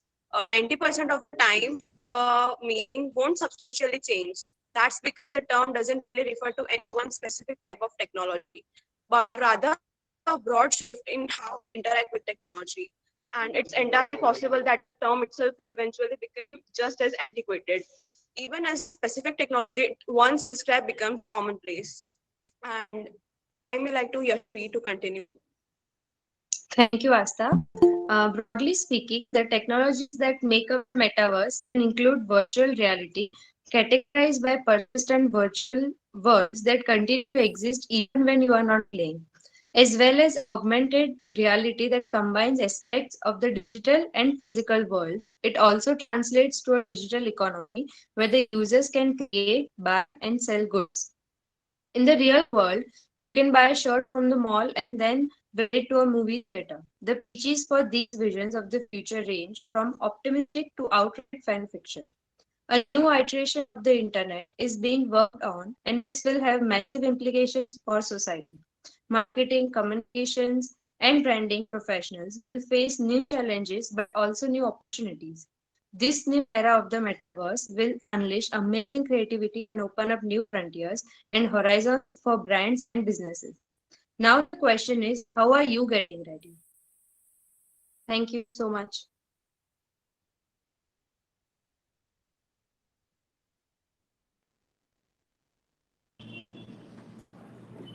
Is your presentation completed over? Yes. Nikunj? Yes, sir. Okay, very good. So what I could observe from your presentation is it is very, very relevant in today's very virtual world. Without technology, without the metaverse, nothing, the social media that we are connected may not happen. But what I would like to suggest is how this metaverse in your poster presentation, how it is connected. The poster, it little needs to be literally changed and modified and make some improvement on the poster. But your presentation part is all okay. It's good. Okay, this much I can suggest for you. Thank you. Thank you, sir. Thank you, No sir. question from my side. No question from my side. Okay, we can proceed to the next speaker.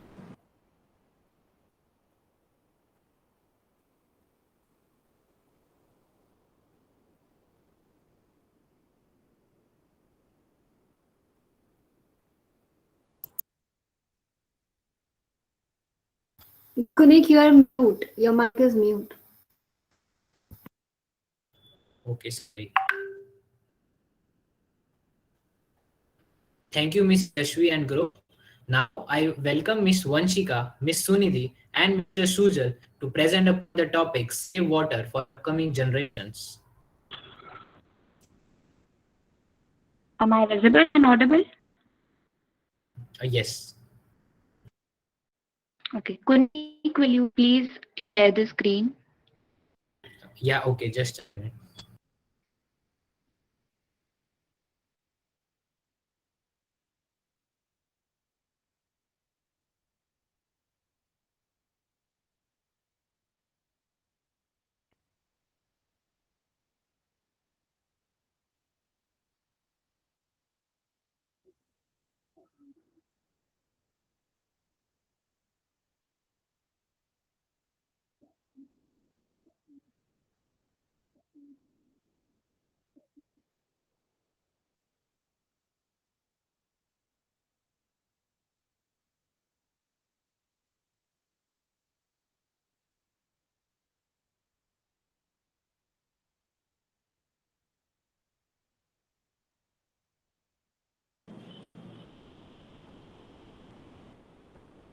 Okay, so let me proceed.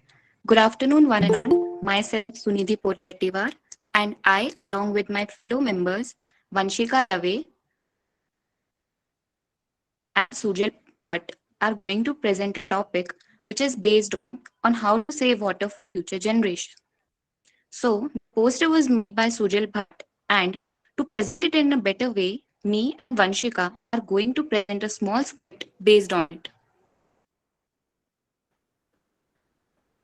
हम जब खाना बनाते हैं और अगर वो ज्यादा बच जाए तो हम क्या करते हैं? Use freeze to save that, to store that extra food, right? तो फिर पानी के साथ ऐसा क्यों नहीं? As we all know that water is very necessary for your survival, then why we are so careless while using it? अरे but 70% अर्थ पे पानी ही तो है, सो व्हाट्स द नीड? हाँ है, but the majority was the sea water which we can't use for the drinking purpose. But what's the need to save water? What benefit we will get from it? We have to save water for our future generation. We might not face the problem, but अगर हम अभी start नहीं करेंगे पानी बचाने का तो future generation को कितनी प्रॉब्लम फेस करनी पड़ेगी पता है? So this was the exact motto why we decided to choose this topic so that we can create awareness amongst people on how to save water for future generations. You never know the worth of the water until the well run dry, and this might become the reality in the near future. And by conserving water, we are not only securing the future generation, but also our surrounding ecosystem who also need water, save water. Okay, but ये पानी बचाएं कैसे? अरे देख simple है, जब भी तू पानी पीने की अपना पानी पानी पीती है, अगर वो एक्सेप्ट बच जाए तो उसे फेंक मत, या तो फिर तू उसमें प्लांट को डाल दे, या तो फिर उसको कवर करके रख दे और फिर बाद में यूज कर. हम जैसे रेन का पानी यूज करते हैं, स्टोर करते हैं, rain water harvesting, Okay, So let's all take a pledge today that we will make an effort to save water for future generation, Save water, save life. Every drop counts. so that our future generation doesn't need to face the scarcity. Don't let their life drain down the rain. पानी क्या है? हमारे दादाजी ने जिसे नदी में देखा, पिताजी ने कुएं में, हमने जिसे नल में देखा, बच्चों ने बोतल में, और अब उनके बच्चे कहाँ देखेंगे? इसलिए आप सभी से प्रार्थना है, नई पीढ़ी के खातिर पानी बचाओ। जीवन में अमृत है पानी, आज धरती पर खत्म होता दिखता है पानी, नहीं किया कुछ तो प्यासे मरेंगे सभी बिना पानी। मत करो बर्बाद पानी, नहीं बचेगा जीवन पर खत्म हो गया पानी। Please water to all. Thank you. Thank you so much.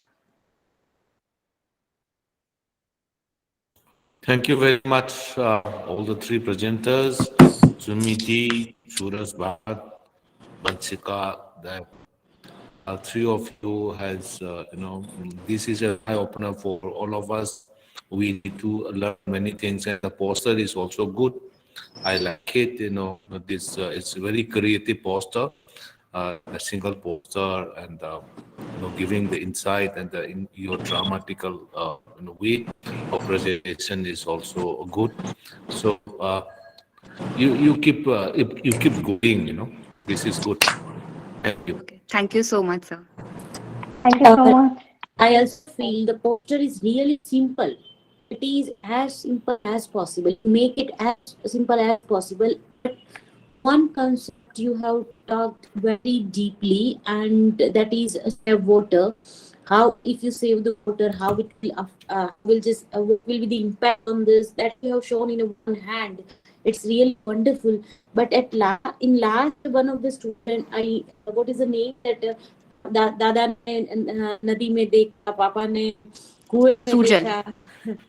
It's really wonderful line that ultimately, well, this is alarming question to all of us, that where you will see now for the next generation. It's really good line, good thought you have this think about the water. I really appreciate.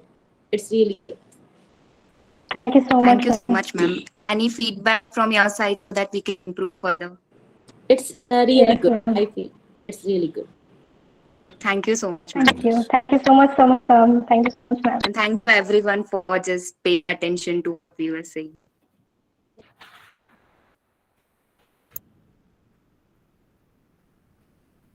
Thank you, Ms. Vanchika, Ms. Suniti, and Ms. Suja. Now, I welcome our last participant, Ms. Devanshi and Mr. Mohit, to present upon the topic hydroponic farming. Good afternoon, everyone. Good afternoon. I am presenting my screen. We have prepared a PPT presentation for you. Is it visible? The screen? Yes. Thank you. Yeah. Okay. So, good evening, one and all present here. I am Devanshi Desai with my co-host, co-author Mohit Adia, who is going to present hydroponic farming, the sustainable farming in align with today's theme of International Youth Symposium, achieving sustainable development goals through policy and business interventions. Next slide, please. So how plants grow? Basically, before directly going to hydroponic farming, let us see how in traditional farming plants used to grow. Plants grow through a process called photosynthesis, where photo means light and synthesis means put together. It is a process by which plants transform light energy into chemical energy. During this process, light energy is captured and used to convert water, carbon dioxide, and minerals into oxygen, energy-rich organic compounds. So basically, what the plant needs to survive is water, sunlight, air, anchorage, that is root system, nutrients that is usually present in soil. Next slide, please. So what is hydroponic farming? Now let us have a brief on what is hydroponic farming. So hydroponic word is derived from Greek word where hydro means water and ponos means labor, which literally translates to water work.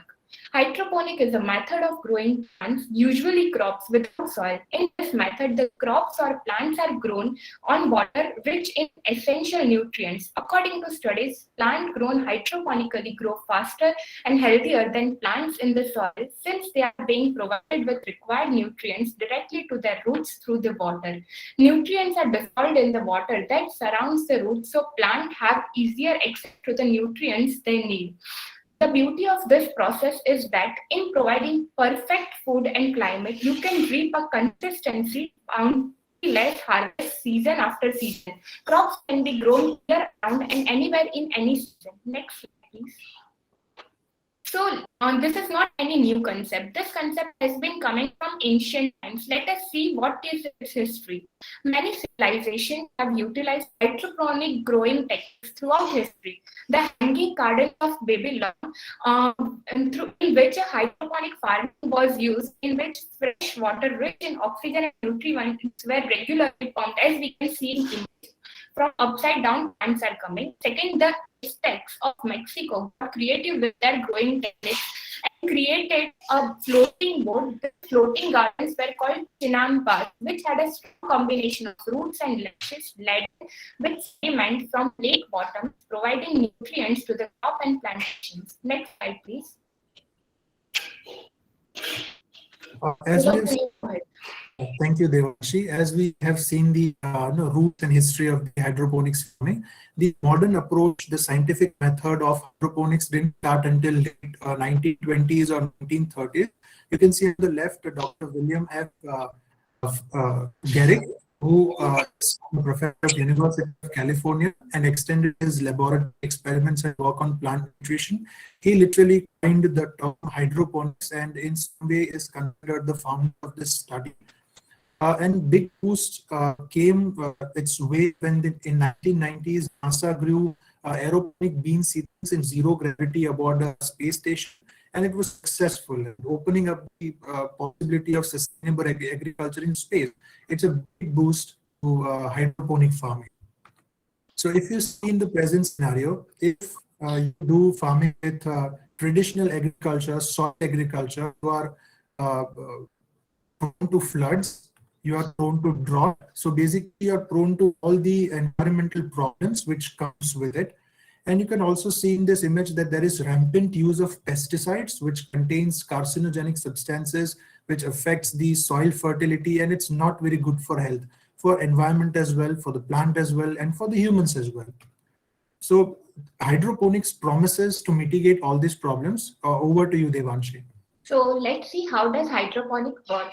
Hydroponic system work by allocating minute control over environmental conditions like temperature. Usually temperature for hydroponic is between 65 to 75 degrees Fahrenheit and pH balance is between 5.5 to 6.5 and maximized exposure to nutrients and water. Basically, we have to control this temperature and the circumstances. Hydroponics administer nutrient solution tailored to the needs of that particular plant being grown. Basically, for each and every plant, different type of water different type of water with different type of specific nutrients are provided. So water differs from plant to plant. Nutrients in the water includes nitrogen for the production of leaves, strand growth, and building plant cells. Phosphorus for the development of flowers, fruits, and healthy root growth. Potassium for photosynthesis. Other elements like sulfur, iron, manganese, zinc, copper, boron, magnesium, calcium, and chloride. Next slide, please. So let's see techniques of hydroponic farming. Basically, in practical life, different variations are adopted, but all those variations are concentrated on these 6 basic techniques. As we can see in diagram, nutrient form technique, there is a channel, a slanting channel in below bucket, that is air pump with air stone and water pump. Nutrient solution is there and water keeps on flowing in this nutrient film technique. Deep water culture, in this there is as the infrastructure, some infrastructure remains same, for example air pump and air stone. So plant flow directly on the top of the nutrient solution, and air pump and air stone provide oxygen for the roots.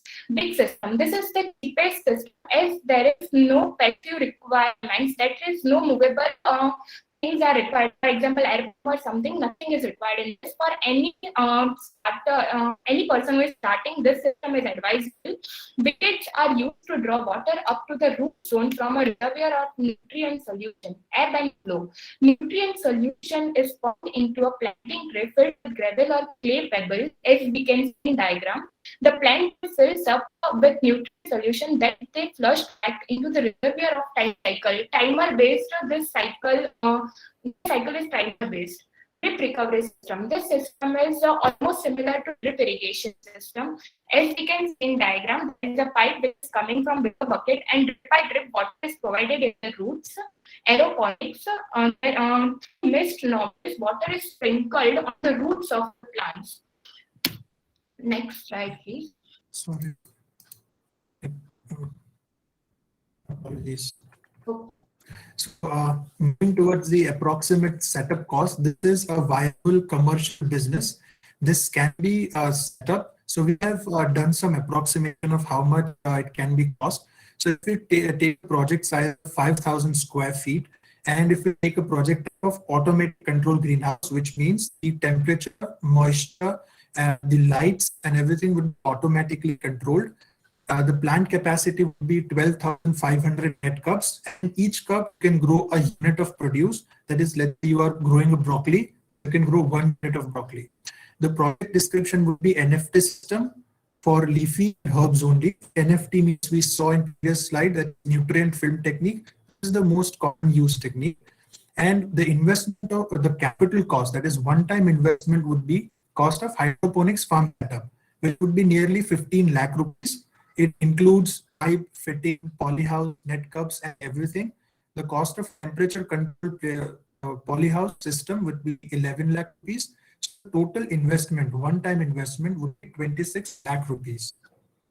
So if we have taken lettuce, that is green leafy vegetables of same kind as lettuce romaine, different kinds but similar family. So lettuce romaine, lettuce butterhead, choy, and Swiss chard. And we have converted those 12,500 plants into 4 equal parts. So each produce will get 3,125 cups to grow. Now, kg per cycle means that one lettuce romaine will weigh 250 grams. Similarly, lettuce butterhead will weigh 250 grams, pak 200, and Swiss chard 200. So cycle per years means you can grow 9 number of lettuce romaine in 1 year, 1 cup. So that will translate to 7,031.25 approximate kg of lettuce romaine. Now we add everything similarly to this. So the total produce will be 25,312 kg approximately. If we have also tried to estimate the monthly expenses, labor cost can be 15,000. We can hire 1 or 2 laborers. The electricity cost with 14,000, it is a little bit higher side because lights are continuously, LED light will be continuously burning for 12 to 14 hours. Automatic system would be functioning for 24 hours. And so it is functioning for a lot of hours of time. So the electricity cost is higher. Fertilizers for nutrition will cost 15,000, seeds 12,000, 5,000 for water and RO system, packaging storage 35,000. Total monthly expenses comes to 96,000, and yearly expenses will be 11,52,000. Now, if we calculate the profit on this, if we calculate the total produce 25,312 kg, and we take average selling price of 200 per kg, this goes up to 700, 800 per kg in its peak seasons, but we're taking average 200. So the selling price will come to 50,62,400, as you can see in the screen. Minus yearly expenses and maintenance will give you a net profit of 34,10,400. Now over to you, Devanshi.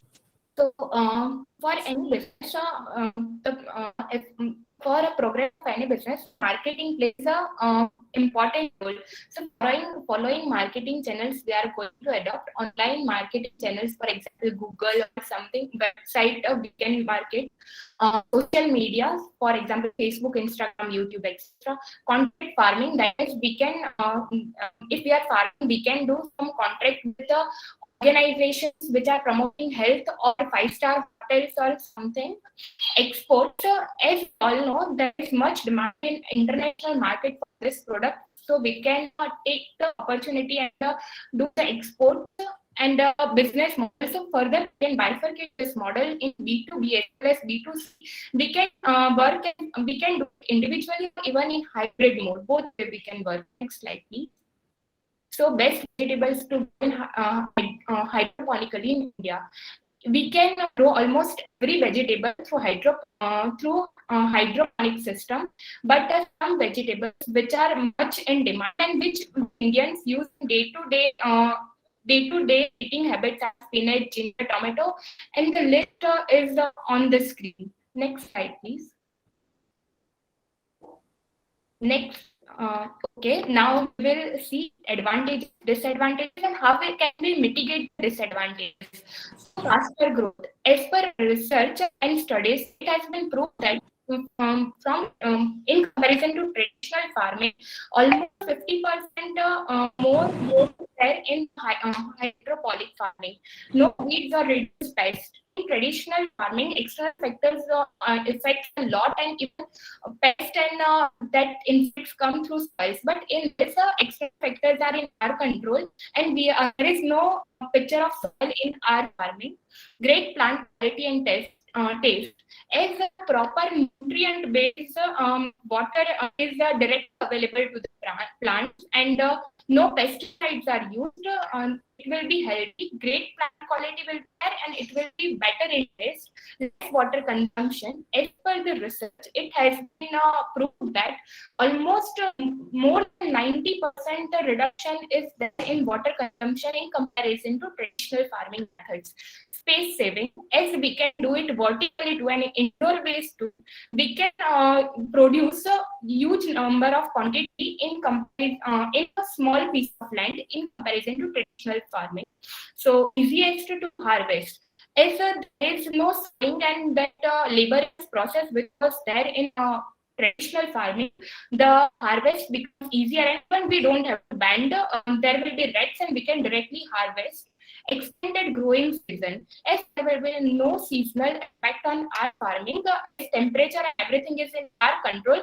We can grow in any plant in any season in any place in the world through hydroponic farming. Over to you.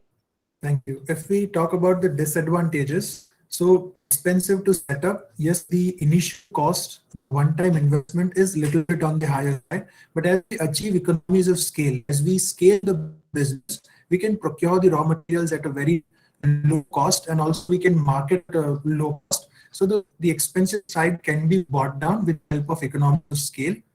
They are vulnerable to power outages, of course, because the system is automated and there are LED lights and everything we use. But this problem also can be mitigated by using renewable energy resources like solar panel, wind energy, and hydroelectricity. We can also depend on hybrid model as well. It requires constant monitoring and maintenance. Yes, it does. But the monitoring part could be automated as well with minimum human interference. Yes, it does need some maintenance. Waterborne diseases, yes, this is also a problem. There can be waterborne diseases, nothing that which we cannot control. With careful farming, you can avoid waterborne diseases as well. You need specially formulated soluble nutrients must always be used. So this is also, we can say, one disadvantage. If we consider the capital and cost to acquire these formulated solutions, also we can reduce the cost by achieving economies of scale. So here we have put an image to give you an idea that how a lettuce and what are the conducive environments to produce. So you have to maintain a pH scale, pH range of 5.5 to 6.5. A pH scale is from 1 to 14. If you go towards 1, it becomes more acidic. If you go towards 14, it becomes more basic. So if you grow lettuce, this range is favorable, 5.5 to 6.5. It germinates from seeds, and here is the temperature information, 20 to 35 degrees to keep temperatures. When you harvest it, light hours 14 to 18 hours. The average yield is 0.7 to 1 lbs, 200 to 250 grams. The time requires averages 6 to 8 weeks from germination, seeding, transplant to harvest. If we go in the next slide, this is for the same oregano. also depicts the conducive environment in which oregano can be grown. This is leafy vegetable and this is spice. Sorry, the herb. Now, if we go towards the conclusion, we want to say that hydroponic farming is the future of farming. Hydroponic farming is sustainable and is in line with the goals of United Nations Sustainable Development Goals. Hydroponic farming can put an axe to traditional farming's use of pesticides and unmindfulness use of land and everything. So we have a few statistics here that the Green Rush Organics and Hydroponic Farming Consultancy Aqua Farms grows over 6,000 plants in a limited 80 square feet. So they're already doing it. Few Indian startups working in the field of hydroponics are Letcetra Agritech, Urban Kisan, Future Farm. Now, few companies directly produce and few companies provide software services as well. Countries like USA, Canada, Israel, and many countries in Europe, like Netherlands, France, are engaged in hydroponic farming. Europe is the foremost market. The Asian continent comes second to Europe. Today, hydroponics is thriving worldwide. Research shows the global hydroponics market is expected to reach nearly $80 billion by 2026. Although the technology is still in nascent stage in India, but it shows promise, it has potential, and it is upswing. So a February report by Data Intelligence, a Hyderabad-based market research and business intelligence firm, predicts the Indian hydroponics market is likely to grow at a compounded annual growth rate of 13.53% between 2020 and 2027. So in order to conclude, we would just like to say we have great trust in hydroponics technology and it can help in sustainable farming. Thank you very much. This will be from our side. Thank you.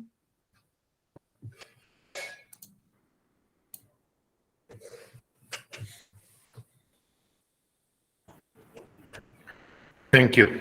Thank you very much. You have presented a very thoughtful and research-oriented, paper about the hydroponic, and I belong to Manipur, and I have been associating with 3-4 startups here, and they are really working on this technique and technology, and they are in the very nascent stage. But I believe that they will be doing very good, and it may be very profitable farming, and this will change the land, the whole landscape of farming again. First of all, congratulations, Dr. Nilam Panchal, Professor, my friend at Department of Policy and Governance, BK School of Professionals and Management Studies, for inviting me to be just today in the Track 5. And my dear friend, Kunik Saha, who happens to coordinate very well in today's program, and my co-judge, Dr. Anika Akita Kartidia, right? Yes. I pronounced well. I will meet all of you, and this is very fortunate. Once again, we had a very successful Track 5 season, and in all, we have 10 presenters. The first presenters were talking on sustainable development. I used the slide when they were talking about sustainable development, and this is very, very relevant as we discuss about the topic on the sustainable development goals. This is where we need to be very, very focused, and we have to work in a very teamwork, in a very holistic approach, in a very so that we can go by the global agenda of 2030, where we can have a sustainable development globally. That part, we appreciate you. And then the second presenter happens to be Mehta, Ayush, Amira, Mahal Naidu. They were talking on the electric car in India. This is also a very good prospect where India could lead with the technology on the EVs and how it can change the climatic condition of the country, the pollution rate, and the economy of scales in the transportation sector. Everywhere, this is also very, very related and relevant with the Sustainable Development Goals. Again, the third presenter, we're talking on the COVID-19 and on the and its impact on the financial sectors and the centers. There were forum Doshi and the Sanket Venkatiri. They have made a poster, and they also has given and a foster the global crisis on the COVID-19, how the crisis has made a lot of drastic effect in the economy of our country, basically on the financial sector. It's not only the financial sector, everywhere. This is when we talk about pandemic means pandemic.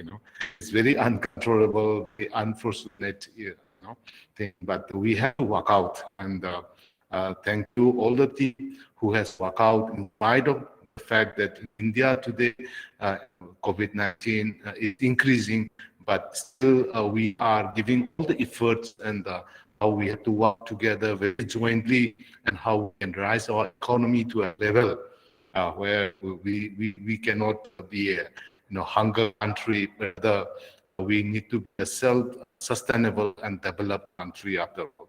That is the aim of how we are looking and working together today in this platform. And then we have the fourth presenter is by Nidhi and Ustav. They were talking on safe environment, and then this is also very, very relevant. We have to set the environment. This is how we can bring a sustainable goal in our long run. Then the fifth presenters were Balaji, Nidhi, and Niti. They were talking on glass ceilings. Yes, this is also very, very relevant in today's workplace. We find women are not being treated equally. That part, this kind of discrimination and the hostile workplace, we have to work together. If we want to bring a balance in the economy, balance in the mindset, there should not be any gender bias. And when we find that in our country, we see today's program is also conducted by my colleagues. Two of them are female, and many of the participants happens to be a girl or a female. And in India, we are very proud of our country, where our female are doing their best, and the whole world has recognized potential for Indian females. And we have the sixth is this was very, very impressive by one of our students, Jessica. She has given a presentation on sustainable development, and that was very, very interesting. She was highlighting the importance of innovation, the creative mind, how to generate innovation, and how we can bring a lot of change as far as sustainable development goals are concerned. And then the seventh is Princey Hardy. They have made also a very good poster. We're talking on technology. The technology is the wonderful element which is becoming a part of our life. We cannot change ourselves, or we cannot breathe, without technology today. The kind of the era has reached whereby there was a time where our wallets are forgotten at home. We have to turn back and catch the wallet or the purse. But nowadays we don't require it. We require a mobile phone. That's all. So I don't need anything, or you don't need anything once you have a mobile phone in your hand. So this is the craziness, or rather the wonder of the technology that we have today. Good again. And then in the 80s, this is also about technology metaphors and how technology has been used in the social and other media and the medium. And this is also very good how the world is becoming a global place, how we are being connected in the technology part. Again, this was being presented by Neil Kunz and then one Herbert Danchi. Right, the 9th presentation was, given on a very, simple but a very, very interesting, eye-opening theme, safe water. very, very impressive poster they have shown. This was done by Sunidhi and Sujal Bhatt and Bhasnika Dev. So very, very impressive. I was touched, when we talk about safe water, and the kind of the poster that they have made was, very simple, but it was very, very meaningful, very impressive. Thank you for showing this kind of a presentation and the poster. Last but not the least is we had just now the hydroponic farming. This was very good research work you have done, and I find this will be of good help to those aspirants who want to bring a change in the concept of farming. The traditional farming, this is consumes a lot of place, a lot of land, a lot of water, all kind of resource are being consumed unnecessarily. But how the technology, how the how it has been changed, and in this hydroponic farming, I remember, like, they are measuring the quantity of minerals or any other requirement for each plant, and they are feeding only that much. They don't need to feed more than their nutrient requirement. So these are the human outlooks and the research and development, how we are coming up to these days. And so I concluded and thank you all participants and making this session a really grand success. Thank you once again. I thank to my judge, Dr. Akita Kataria, once again. Thank you, my friend Munik Saha, who has introduced me very nicely. Thank you, everyone. Have a great day. Thank you. Thank you so much, sir. We are glad that you are here. Welcome. Thank you so much, sir, for your valuable feedback.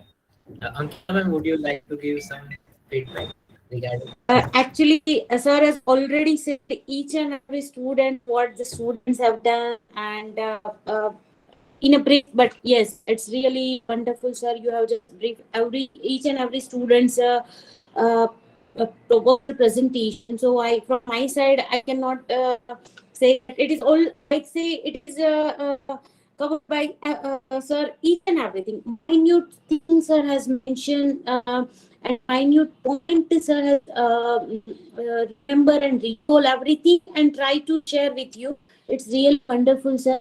So meanwhile, during the presentation, also during your presentation time, we are just commenting at the end. Sir has concluded whole presentation, so it's really good, sir. Thank you so much, and thank you all the students and all the best for your futures.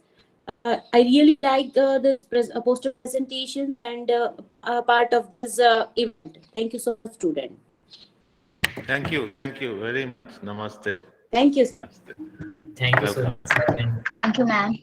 Have a nice day. Enjoy your day. Enjoy your and I always pray that whatever the students presented, they present in the next level. They go in a national level, international level. They go in another institute, and they can see where they stand. Here, most of the participants are the your non-participant.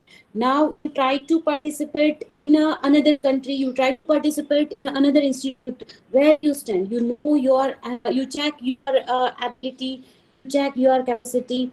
It will really a great exposure for your career. So do for your future. All the best. Good luck. Yeah. All the best. Yes. Good luck. Bye, everyone. Just a second. Before leaving, I request all of you to just turn on them cameras to click a snap and making this memory memorable. But will you share with me, Tony? First Yes. question. Yes. The student always take this screenshot, but they never share with me. So this is my experience. We will demand, madam, this time we will demand from them. We will Yes. We will share it, sir, and more. So Konik, you will take this 1, 2, 3. You just count 1, 2, 3 and say cheese. Everyone's face will smiling face. Okay. Yeah, sure. 1, 2, 3. Cheese.